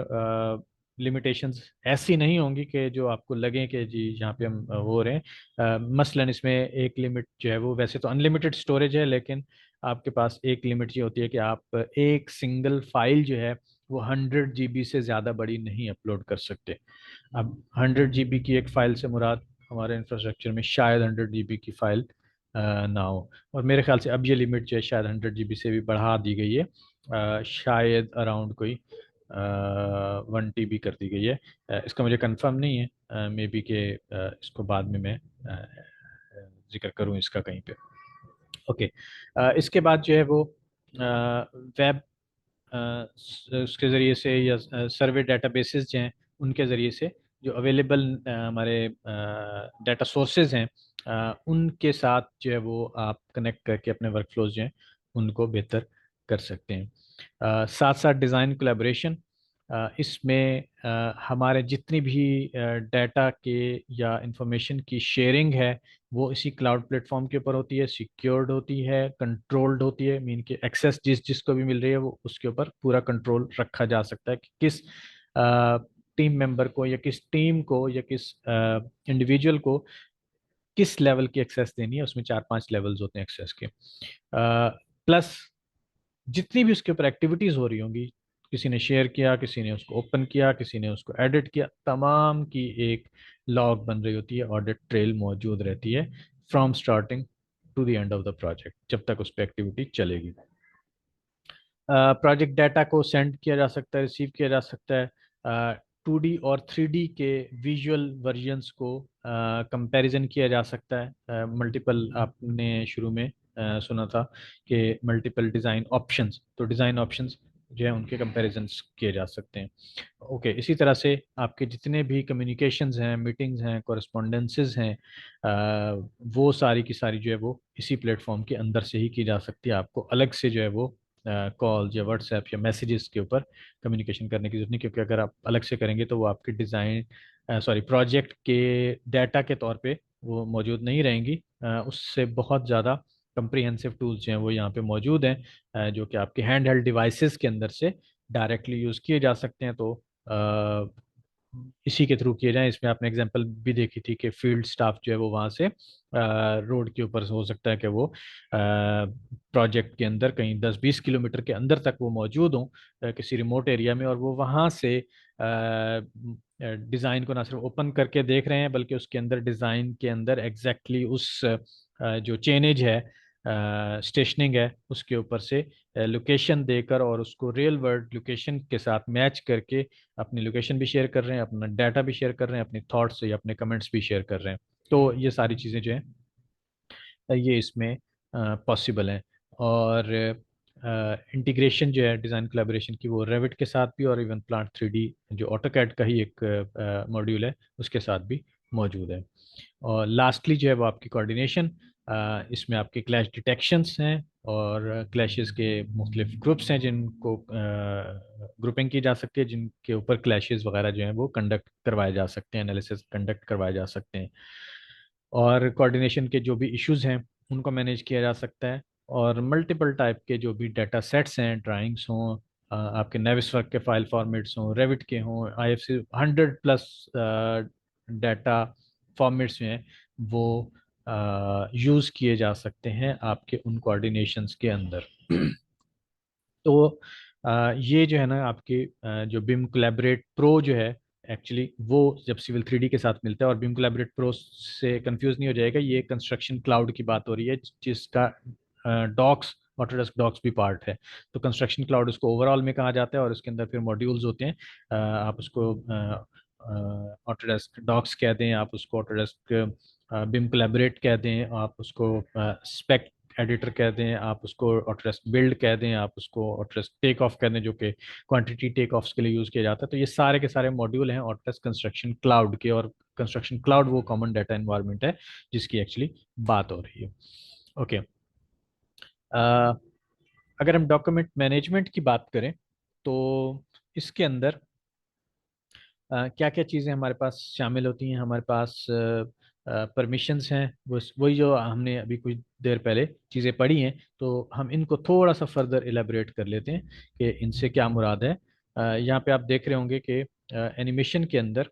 हमें परमिशंस जो हैं, एक हर एक यूज़र को, इंडिविजुअल यूज़र को, या इसको टीम वाइज भी किया जा सकता है और इवन इसको फोल्डर वाइज भी किया जा सकता है। आप फोल्डर के ऊपर परमिशंस लगा दें जो कि फिर जो भी उसको एक्सेस कर रहा है टीम, उसके लिए वो परमिशंस जो है वो अवेलेबल हो। तो व्यू है, एडिट है, डिलीट है, मैनेज है, तमाम तरह की परमिशंस के लेवल मौजूद हैं जो कि असाइन किए जा सकते हैं। और ये सारा कुछ कंस्ट्रक्शन क्लाउड के अंदर जो हमारा ऑटोडेस्क डॉक्स का मॉड्यूल है उसके अंदर ये सारी चीज़ें हो रही है। हमारा सारा डिज़ाइन डाटा चूंकि वहाँ पे मौजूद है। इसी तरह से आपके पास अकाउंट लेवल की के परमिशन एक्सेस कर सॉरी सेट करने की होती है। रोल बेस्ड जो परमिशंस हैं वो सेट करने की ऑप्शंस होती हैं। इसी तरह से आप यूज़र्स के पूरे पूल में से किस किस यूज़र को किस किस फोल्डर के ऊपर एक्सेस देना चाह रहे हैं। इसी तरह से उसमें यूज़र्स के या परमिशंस के या मुख्तलिफ एट्रीब्यूट्स के या नेमिंग स्टैंडर्ड्स के असाइन या ऐड या रिमूव करने के ऑप्शंस जो हैं वो सारे के सारे वो यहाँ से इस डॉक्यूमेंट मैनेजमेंट के अंदर से ले सकते हैं। एक्चुअली इसका जो टॉप गोल है वो ये है कि आपकी जो एडमिनिस्ट्रेशन है डाटा की वो आसान हो जाए।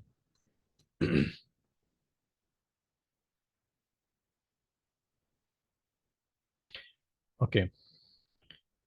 नेक्स्ट जो है वो फाइल मैनेजमेंट। फाइल मैनेजमेंट में मैंने आपसे जिक्र किया कि हमारा ऑटोडेस्क व्यूअर है जिसको ACC व्यूअर भी कह सकते हैं। और इसके अंदर देखें कि मैंने कहा था 100+ टाइप के डाटाज जो हैं वो उनको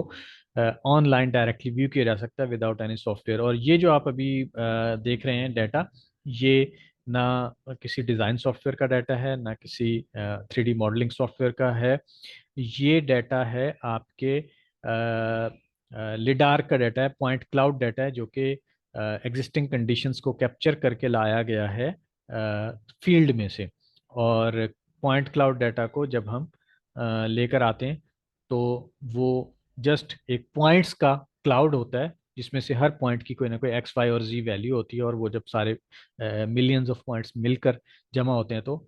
वो ये चीज़ बनती है। और फिर उसी को जब हम मुख्तलिफ टूल्स को यूज़ करते हुए, आपने ऑटोडेस्क रिकैप प्रो का नाम सुना था, उस तरह के सॉफ्टवेयर को यूज़ करते हुए या फोटोग्रामेट्री को उसमें ऐड करके इस तरह से 3D मॉडल जो हैं वो उनसे बनाए जा सकते हैं, जिससे हमारे पास एग्जिस्टिंग कंडीशंस जो हैं वो प्रॉपरली कैप्चर हो जाती हैं। तो वो चूंकि रियल वर्ल्ड स्केल होता है, रियल वर्ल्ड उसकी लोकेशंस होती हैं, तो वो एक्यूरेट डाटा होता है क्योंकि वो मिलियंस ऑफ पॉइंट्स के साथ मिलकर बना हुआ होता है। इसी डाटा ने एक्चुअली आगे जाके यूज होना होता है हमारे डिजाइन्स के अंदर।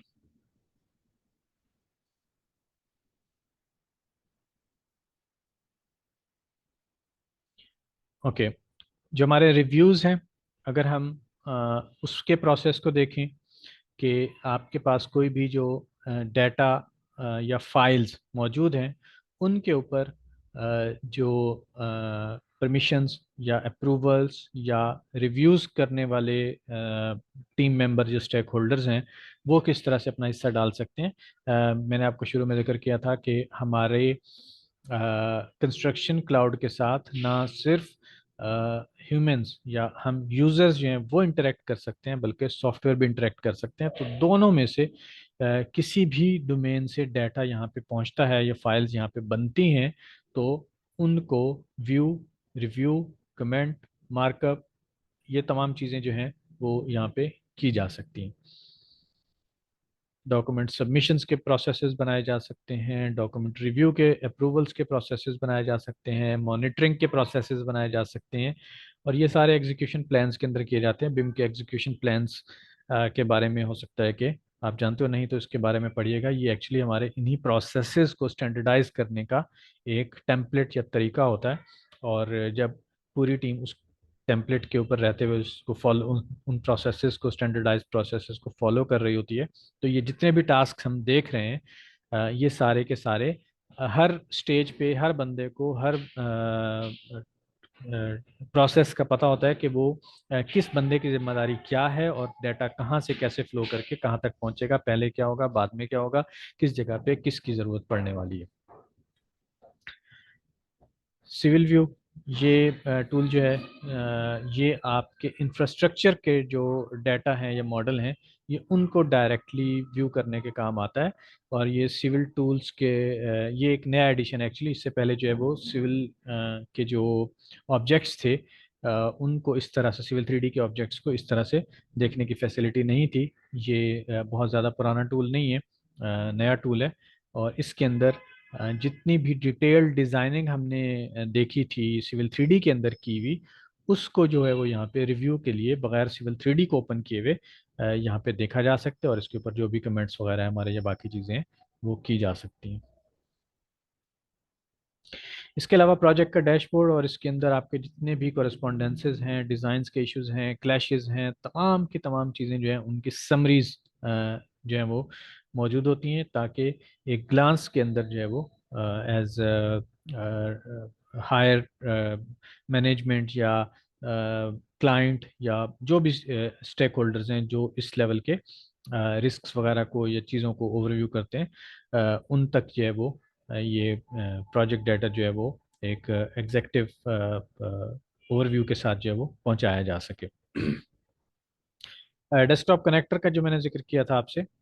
उसकी फंक्शनैलिटी को समझाने के लिए यहाँ पे चंद स्लाइड फर्दर ऐड की गई हैं कि आपके सिस्टम और आपके क्लाउड के बीच में डेस्कटॉप कनेक्टर जो है वो काम करता है। और ये किस तरह से काम करता है, ये 4-5 सिंपल स्टेप्स हैं कि आप सबसे पहले डेस्कटॉप कनेक्टर को इंस्टॉल करते हैं। उसके अंदर आप साइन इन करते हैं, ऑटोडेस्क की आईडी से, जाहिर है ये वही आईडी होती है जिसके ऊपर आपने कंस्ट्रक्शन क्लाउड के लाइसेंसेस या अपने सॉफ्टवेयर के लाइसेंसेस खरीदे होते हैं। उससे लॉग इन करते हैं, और फिर कंस्ट्रक्शन क्लाउड के अंदर जितने भी आपके प्रोजेक्ट्स पड़े हुए हैं, क्योंकि आप अनलिमिटेड प्रोजेक्ट्स वहाँ पे रख सकते हैं, तो क्या करते हैं कि वहाँ से मैक्सिमम 80 प्रोजेक्ट्स जो है वो आप एक टाइम में सिलेक्ट कर सकते हैं कि उनका डाटा जो है वो सिंक हो जाए आपके पीसी के ऊपर, आपके सिस्टम के ऊपर। ये 80 मैक्सिमम लिमिट है, लेकिन नॉर्मली हम यही कर रहे होते हैं कि 2, 4, 5, 10, 15 एक टाइम में इतने ही प्रोजेक्ट्स का डाटा चाहिए। एक टाइम में एक ही बंदा इतने ही प्रोजेक्ट्स पे काम कर रहा होता है, तो वो जिन प्रोजेक्ट्स पे वो काम कर रहा है, उन उस चंद अरसे के दौरान वो नॉर्मली उनको सेलेक्ट करके उनका डाटा जो है वो सिंक कर लेता है। उसके बाद जो है वो आप उसको कनेक्ट करते हैं अपनी क्लाउड ड्राइव के साथ, और फिर आप अपना डाटा जो है वो मैनेज करते हैं, इंटरेक्ट करते हैं। आप भी कर सकते हैं, और फिर वहाँ पे जो सिविल 3D सॉफ्टवेयर इंस्टॉल्ड है वो भी कर सकता है, रेविट सॉफ्टवेयर इंस्टॉल्ड है वो भी कर सकता है, क्योंकि बीच में जो डेस्कटॉप कनेक्टर है एक्चुअली वो एक ट्रांसलेटर का काम कर रहा है आपके लिए भी, और आपके सॉफ्टवेयर के लिए भी। डेस्कटॉप कनेक्टर को फर्दर आगे बताया गया, ये चलें अगर हम इसको छोड़ भी दें तो नो इशू, के मुख्तलिफ जो स्टेटस आइकन्स हैं, इनका क्या मतलब होता है कि आपका ये डाटा जो है जो आपने शेयर किया था, ये कंज्यूम, सॉरी, ये जो है अभी वो क्लाउड के ऊपर मौजूद है, कौन सा डाटा जो है वो अभी सिंक हो रहा है, कौन सा डाटा जो है वो डाउनलोड हो चुका है, कौन सा डाटा जो है वो आपने लॉक कर दिया है, या कौन सा डाटा जो है वो आपको शो तो हो रहा है लेकिन वो आपने नहीं किसी और ने लॉक कर दिया है। तो इस तरह के मुख्तलिफ आइकन्स हैं, इनको देख के ये जब आप ज़ाहिर यूज़ करना शुरू करते हैं तो ये चीज़ें आपको आहिस्ता आहिस्ता याद हो जाती हैं। सिक्योरिटी फीचर्स के अंदर जो है वो आप देख सकते हैं कि आपके पास डेस्कटॉप कनेक्टर से जो भी डाटा आपने फेच कर लिया था, वो जो मैंने कहा था कि आप मैक्सिमम 80 प्रोजेक्ट्स तक डाउनलोड कर सकते हैं, और इसमें हर प्रोजेक्ट के अंदर अनलिमिटेड डाटा है, तो जाहिर है इसमें फिर लिमिट क्या आ जाएगी, आपके अपने पीसी या लैपटॉप की अपनी स्टोरेज, कि आप कितना डाटा सिंक कर सकते हैं। क्योंकि क्लाउड में तो अनलिमिटेड स्टोरेज है, लेकिन आपके पास कितनी स्टोरेज मौजूद है इस पे भी डिपेंड करता है। खैर, आप ऑफलाइन मोड में काम कर सकते हैं फॉर एनी सिक्योरिटी रीजंस, और फिर बाद में किसी मुनासिब टाइम पे आप उसको सिंक कर सकते हैं कि जी आप अ, इसको हमेशा अपने पीसी को जो है वो कनेक्टेड नहीं रख सकते नेट के साथ। सम टाइम किसी ऑर्गेनाइजेशन में ऐसे सिक्योरिटी पॉलिसीज को फॉलो करना पड़ सकता है। ओके, तो इसमें डाटा लॉस या बाकी चीज़ों का ख़तरा नहीं रहता, क्योंकि जब भी सिंक होंगी चीज़ें तो वो आपकी हो जाएंगी। और जब भी, अच्छा, ये फीचर इसलिए भी काम आता है कि सम टाइम आप रिमोट एरियाज में जब काम कर रहे होते हैं इंफ्रास्ट्रक्चर प्रोजेक्ट्स के अंदर, तो वहाँ पे अगर आप फील्ड में मौजूद हैं, ज़ाहिर है फील्ड ऑफिसेज में तो नॉर्मली इंटरनेट वगैरह का बंदोबस्त होता है, लेकिन अगर आप फील्ड में मौजूद हैं तो हैंड हेल्ड डिवाइसेस के साथ काम कर रहे हैं या अपने लैपटॉप्स वगैरह के साथ काम कर रहे हैं, तो जो है वो आपका ऑफलाइन डाटा आपके डिवाइस में स्टोर होता रहेगा, और फिर जैसे आपके पास इंटरनेट की अवेलेबिलिटी आएगी वो सिंक हो जाएगा। ओके,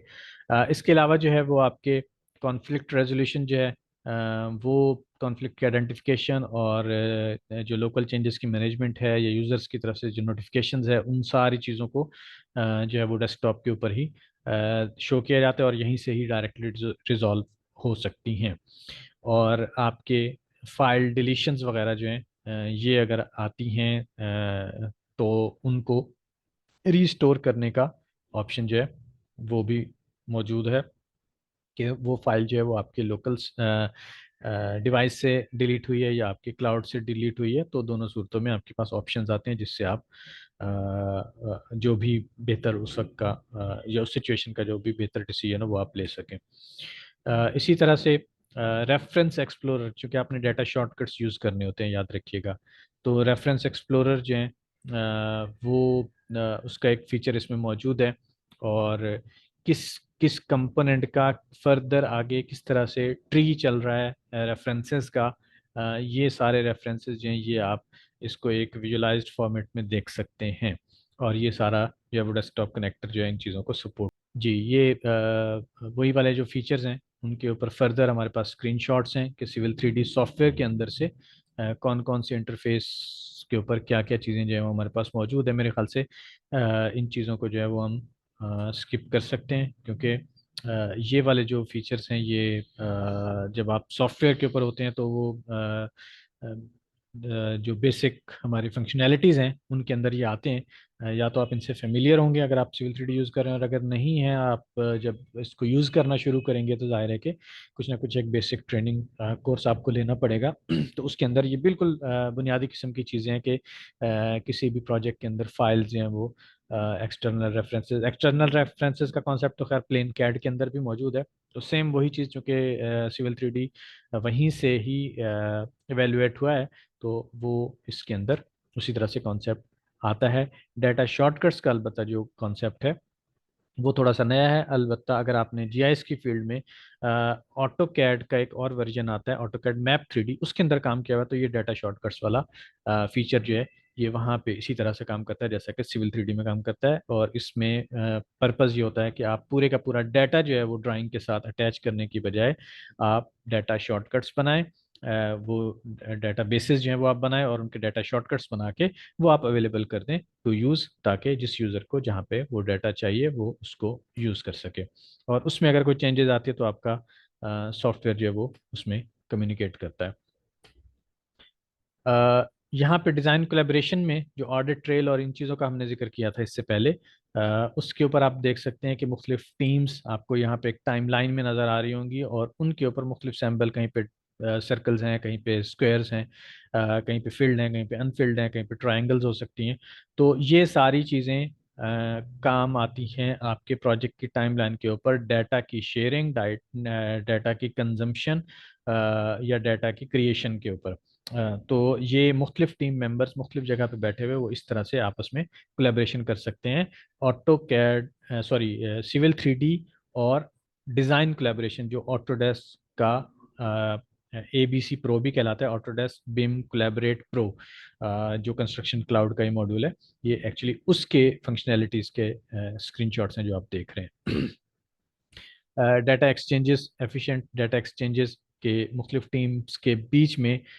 डाटा जो है वो कैसे शेयर किया जा रहा है, कैसे एक्सचेंज किया जा रहा है एक से दूसरे को, दूसरा उसको कंज्यूम करके वहाँ से अपना क्रिएट कर रहा है, वो आगे शेयर कर रहा है, वहाँ से पहले को या किसी तीसरे को डाटा जो है वो ट्रांसमिट किया जा रहा है। और इसमें जो ऑब्जेक्ट डाटा है, मीन के जो आपके ज्योमेट्री या 3D मॉडल के पीछे एट्रीब्यूट डाटा जो अटैच्ड है, वो उसकी बात हो रही है कि वो सारे का सारा जो है वो अवेलेबल होता है, और आप चाहें तो उसको क्लिप डाउन कर सकते हैं, और उसके बगैर जो है वो आप अपने डाटा की शेयरिंग या बाकी चीज़ों को कर सकते हैं, डिपेंडिंग अपॉन के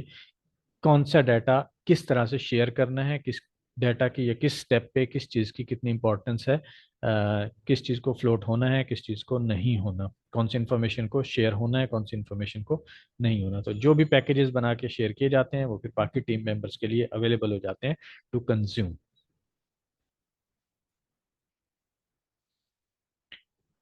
ओके, चेंजेस वगैरह का मैंने आपसे जिक्र किया था कि लॉग्स बनते हैं ऑटोमेटिकली, वो हम यहाँ पे भी देख रहे हैं। और फिर फाइनली जो है वो हमारे क्लैश डिटेक्शंस, क्लैश डिटेक्शन के ऊपर जो है वो आप थोड़ा सा ये एक देख लें स्क्रीन कास्ट के। इसमें आपके कोऑर्डिनेशन स्पेसेस बनती हैं, और कोऑर्डिनेशन स्पेसेस के अंदर आप सिलेक्ट करते हैं मुख्तलिफ क्लैश ग्रुप्स, और उन क्लैश ग्रुप्स के अंदर फिर आप बताते हैं कि ये वाला जो ग्रुप ऑफ फाइल्स है इसके अंदर जो डाटा है इसको हमने डिटेक्ट, सॉरी, क्लैश में कंपेयर करवाना है फलां फलां वाले डाटा फाइल्स के ग्रुप के साथ, ताकि फिर वहाँ पे जो आपके क्लैशेस हैं वो सामने आ सकें, और फिर उनको रिजॉल्व करने की तरफ जो है वो हम जा सकते हैं। और अ, ये यहाँ पे आप देख रहे होंगे कि किस तरह से अलग अलग टाइप का डाटा जो है, एक ग्रीन कलर में एक रेड कलर में, एक्चुअली ये अलग अलग डाटा ग्रुप्स हैं जिनको क्लैशेस के लिए इनकॉर्पोरेट किया गया है। और इसके अंदर मुख्तलिफ व्यूज़ जो हैं वो बनाए जा सकते हैं, सेव किए जा सकते हैं, ताकि आगे कम्युनिकेट किए जा सकें। ओके, क्विकली जो है वो हम वाइंड अप करने से पहले एग्जाम्पल देख लेते हैं मुख्तलिफ जो इसमें वर्क फ्लोज हमने जेनेरिकली देखे हैं। तो एक किसी स्पेसिफिक टास्क को लेकर कि किस तरह से ये चलते हैं, एक एग्जांपल देख लेते हैं ताकि थोड़ा सा क्लैरिटी आ जाए हमारे इंफ्रास्ट्रक्चर प्रोजेक्ट के वर्क फ्लो के अंदर। इसमें तीन टाइप के स्टेक होल्डर्स हैं कि हमारे पास रोड डिज़ाइनर या प्रोजेक्ट मैनेजर हैं, हमारे पास सर्वेयर्स हैं, और हमारे पास ड्राफ्टर्स हैं जो कि ड्राइंग्स के ऊपर काम करेंगे। तो सबसे पहले क्या होता है कि सबसे पहले शेयर किया जाता है first version of your topographic survey या टोपो टेरेन, और वो कंज्यूम किया जाता है आपके रोड डिज़ाइनर या प्रोजेक्ट मैनेजर के साथ। अच्छा, ये भेजने वाले जो हैं वो कौन होते हैं? वो साइट सर्वेयर्स होते हैं। वो सर्वे या साइट सर्वेयर हो सकते हैं, या आपके सर्वे की कोई हायर्ड कंपनी हो सकती है, जो भी है, बहरहाल वो एंटिटी सर्वेयर की कैटेगरी में हम उसको डाल दें। वो भेजते हैं कंज्यूम करने के लिए या शेयर करते हैं डाटा आपके कंस्ट्रक्शन क्लाउड के ऊपर। वो कंज्यूम होता है आपके रोड डिज़ाइनर या प्रोजेक्ट मैनेजर्स के साथ। उसके ऊपर अगर कोई इश्यूज हैं या उनके अंदर इनकम्प्लीट डाटा है या डाटा में कोई एरर्स हैं, तो वो आगे जो है उसके ऊपर इश्यूज जो हैं वो जनरेट करते हैं, उसमें टैग करते हैं मुतल्लिका लोगों को। वो वहाँ पे उसी कंस्ट्रक्शन क्लाउड के अंदर उन इश्यूज को देखते हैं, उसके अगेंस्ट जो भी उनको रिफाइंड डाटा या रिप्लेस डाटा या एडिशनल डाटा ऐड करना होता है वो करते हैं। वहाँ से फिर हम वापस आते हैं और देखते हैं कि उसी प्लेटफॉर्म्स के ऊपर, आई मीन कि वो डाटा ऐड करने के बाद कहें कि जी जी आपके इस इशू के रेस्पॉन्स में जो आपने एक टिकट जनरेट किया था या ये एक इशू क्रिएट किया था, उसके अगेंस्ट हमने ये डाटा दिया, तो इसको रिव्यू करें। अगर वो वैलिड होता है तो उस इशू को रिजॉल्व या क्लोज्ड मार्क कर दिया जाता है आपके प्रोजेक्ट मैनेजर या डिज़ाइन इंजीनियर की तरफ से। और फिर उसके ऊपर वो अपने अलाइनमेंट्स या प्रोफाइल डेफिनेशंस जो हैं वो क्रिएट करते हैं। ये चूंकि एक टिपिकल पार्ट होता है जो रोड इंजीनियर या रोड डिज़ाइनर करते हैं, इसको ड्राफ्टमैन या ड्राफ्टर्स जो हैं उनके सर पे नहीं छोड़ा जाता। तो वो करने के बाद फिर वो उस डेटा को शेयर करते हैं आगे ड्राफ्टर्स को। और वो ड्राफ्टर्स जो हैं वो क्या करते हैं, उसके ऊपर फिर गिवन डाटा मीन के गिवन अलाइनमेंट, गिवन टोपोग्राफी जो सर्वेयर से आई थी शुरू में, गिवन रोड प्रोफाइल और गिवन रोड असेंबली, ये सारी चीज़ें प्रोवाइड करने के बाद वो आगे मेंशन करते हैं ड्राफ्टर को कि जी ये अब थोड़ा सा मेहनत वाला काम है, या ये सादा काम है कि बस सिर्फ चीज़ें हमने बिल्डिंग ब्लॉक्स प्रोवाइड कर दिए हैं डाटा के, इन सबको सिर्फ आपने जोड़ना है और एक रोड का कॉरिडोर तैयार करना है। और उस रोड कॉरिडोर को बना के फिर वो उसका डाटा शॉर्टकट तैयार करेंगे, और उस डाटा शॉर्टकट से डाटा जो है वो वापस जो है वो हमारे जो डिज़ाइन इंजीनियर हैं या प्रोजेक्ट मैनेजर हैं उनके नज़र में भी आता रहेगा और वो उसको देखते रहेंगे। तो ये एक बेसिक सा इंफ्रास्ट्रक्चर का वर्क फ्लो है। इसको जो है वो हम यहाँ पे देख रहे हैं कि ये किस तरह से काम हो रहा है इसमें, कि सर्वेयर जो है वो इस डाटा को उसने सिविल 3D के अंदर रखा या बनाया या जिस भी तरह से किया, और अब वो उस डाटा को सिविल 3D के अंदर से सेव करवा रहा है आपके कंस्ट्रक्शन क्लाउड के उस प्रोजेक्ट के उस फोल्डर के अंदर। और ये हो कैसे रहा है, सिविल 3D के अंदर से ही हो रहा है। और सिविल 3D के अंदर से किस वजह से हो पा रहा है, क्योंकि यहाँ पे डेस्कटॉप कनेक्टर जो है वो एक्चुअली चीज़ों को कनेक्ट कर रहा है। ठीक है, ये प्रोसेस कंप्लीट होने के बाद टॉप ऑफ सरफेस जो है वो आ गई, और इसके ऊपर अब हमारे जो क्या कहते हैं डिज़ाइन इंजीनियर हैं वो इसके ऊपर अपने प्रोफाइल्स और अलाइनमेंट्स वो वाला इसमें पार्ट जो है वो करने वाले हैं। लेकिन उससे पहले उन्होंने एक इशू क्रिएट किया कि इसके अंदर हमें फर्दर और डाटा चाहिए। वो डाटा वहाँ पे ये अब देखें कि हम इस वक्त सॉफ्टवेयर में नहीं है बल्कि हम ब्राउज़र के अंदर हैं, क्योंकि ब्राउज़र के अंदर से यहाँ से वो इशू जो है वो जनरेट किया जा रहा है। ये इशू जो है वो कम्युनिकेट हुआ हमारे सर्वेयर को। इसमें ईमेल के थ्रू भी जा सकता है, कंस्ट्रक्शन क्लाउड के ऊपर से डायरेक्ट भी उनके पास मैसेजिंग हो सकती है अगर वो उसके ऊपर मौजूद हैं। और फिर वहाँ से वो अपने इस केस के अगेंस्ट, जो कि इसका स्टेटस आप देख रहे होंगे कि ये ओपन स्टेटस है,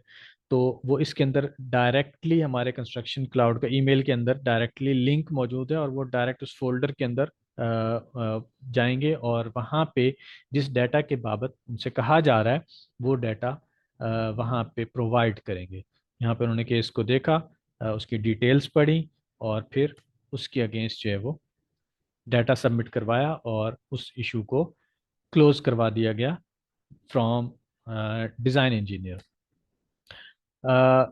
उस स्टेटस का की ट्रैकिंग जो है वो आप देख रहे हैं कि ओपन था, ओपन से रिव्यू में चला गया, रिव्यू से जाहिर है कि क्लोज में चला जाएगा।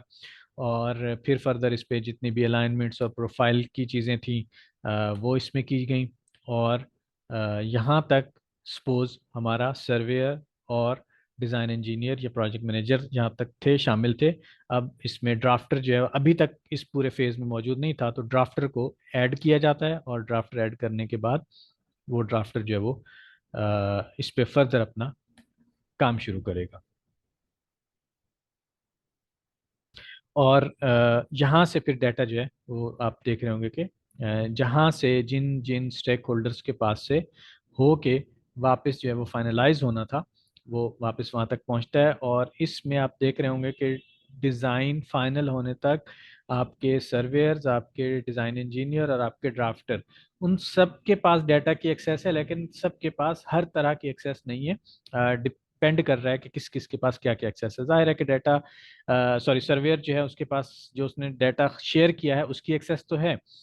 लेकिन उसके पास जो कॉरिडोर ड्राफ्टर के हाथ से बन के वापस डिज़ाइन इंजीनियर के पास से होकर वापस क्लाउड के ऊपर अवेलेबल है, हो सकता है कि उसकी उस तरह वाली एक्सेस ना हो कि वो उसको चेंज भी कर सके। वो देख तो पाएगा कि मैंने जो डाटा दिया उसके अगेंस्ट ये चीज़ हुई है, ताकि अगर उसमें कोई प्रॉब्लम है तो वहाँ से नई एक रिक्वेस्ट भेजी जा सके कि ये एक मिसिंग एरिया जो है इसके ऊपर फर्दर एक बार और या दो बार और जो है वो उससे डाटा मांगा जा सकता है। तो ये प्रोसेस जो है वो इस तरह से चलता है, हमारी चीज़ों को आसान करता है।